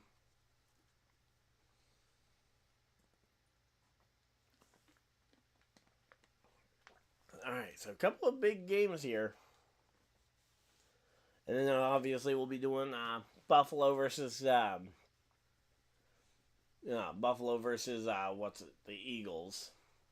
Or not Buffalo Eagles. It's Buffalo versus Steelers before the Eagles game. I don't know if I'm going to end up doing Eagles. I might be just drained after doing 4 games already at that point. Because I will have done literally almost every primetime game. But hey, you know what? Maybe you guys like doing primetime games here. But yeah, once the NASCAR season comes back, though, we're going to be streaming a lot of races. So here we go, showing some sort of ad for some kind of medicine, and here we go. Let's see. Teams to win postseason game with rookie quarterback and first-time head coach. So the only times that's even happened, that's only happened 3 times total. And, that's a deep sack on 4th down. And that's going to be 4th down here. And that's going to be a sack for Cleveland. And that is going to now put this game back over on Houston. Ball goes to Houston. And they will no doubt take a knee here to run down the clock. Because I don't think there's any reason to be giving... I mean, maybe you give a couple reps to your backups, but you don't want to injure them. That's kind of the biggest thing. And yeah, there we go. We got the big defensive tackles going and doing the gritty hum. Let's go. So, yeah, at this point, I would be shocked if Davis Mills isn't out here kneeing the ball on all of these. Yep, there we go. Davis Mills, they're in victory formation. And there we go. He takes the knee. Now, it's going to take a couple of those to go ahead and get this one. Now, here's the question. Do they try and pull the stunt the Saints did last week on the Falcons, where they get in victory formation, and then they don't take the knee, and they actually go and score the touchdown just to rub it in their face? Score was actually pretty similar to this one, too. I mean, I think they ended up at 48 total points, but I could see it. Here we go. We got 10 seconds on the play clock, so they got to get out there. They got to make the knee down here. Let's see. And yep, there we go. They take the knee, and it is... They got 1 minute, 5 seconds remaining on the game clock. And it looks like this game is pretty much over here. So, 50 seconds remaining. And again, all they need to do is get within 40 seconds, I believe, and they can call the snap here. But they're probably going to wait a little longer just to make sure that there's no mix up here, but let's see. 38 seconds left on the play clock. They can just take the knee. It doesn't really matter how long they take it. And, yep, there we go. It's going to go final, so. The game goes final here in. So, the game goes final here in Houston. And, the Texans have a little bit further to ride. They're probably going to be traveling to somebody here this coming week, but hey, you know what? You played good in your final potential home game, although, hey, you never know. You could end up playing back at home for this next week. Or maybe even in the AFC Championship game, you could end up playing back here in Houston, but yep, there we go. 45-14, the final score here. Houston absolutely thrashed Cleveland. And the Houston Texans, the number 4 seed, they showed why they belong in this playoff. And C.J. Stroud, an absolutely monster game. That defense, absolutely monster game. 2 pick sixes. And Flacco goes home empty-handed here. So, congratulations to the Houston Texans. Obviously, unfortunate for the way that it ended there for Flacco. Hopefully, this isn't the last we see of Flacco. I'm hoping we see him at least as a backup again next year for somebody. But, yep, Christian Harris with a pick 6 and a sack. First player to do that since J.J. Watt did it for the Cardinals, so. Yeah, they're showing some highlights from the game, but hopefully you guys enjoyed. If you guys did, of course, leave a like on the video. Subscribe if you guys are new so you guys don't miss any future videos or live streams. And until next time, hopefully you guys enjoyed, and I'll see you guys. I'm going to officially end this poll. I will see you guys tomorrow at 4:30 Eastern Time for Packers versus Dallas. Being played in Dallas's stadium. So hopefully you guys enjoyed. If you guys did, again, I will see you guys there tomorrow. So hopefully you guys enjoyed, and I will see you guys next video. Live stream, whatever you guys decide to do with the rest of your night. Have a great night, everybody, and goodbye!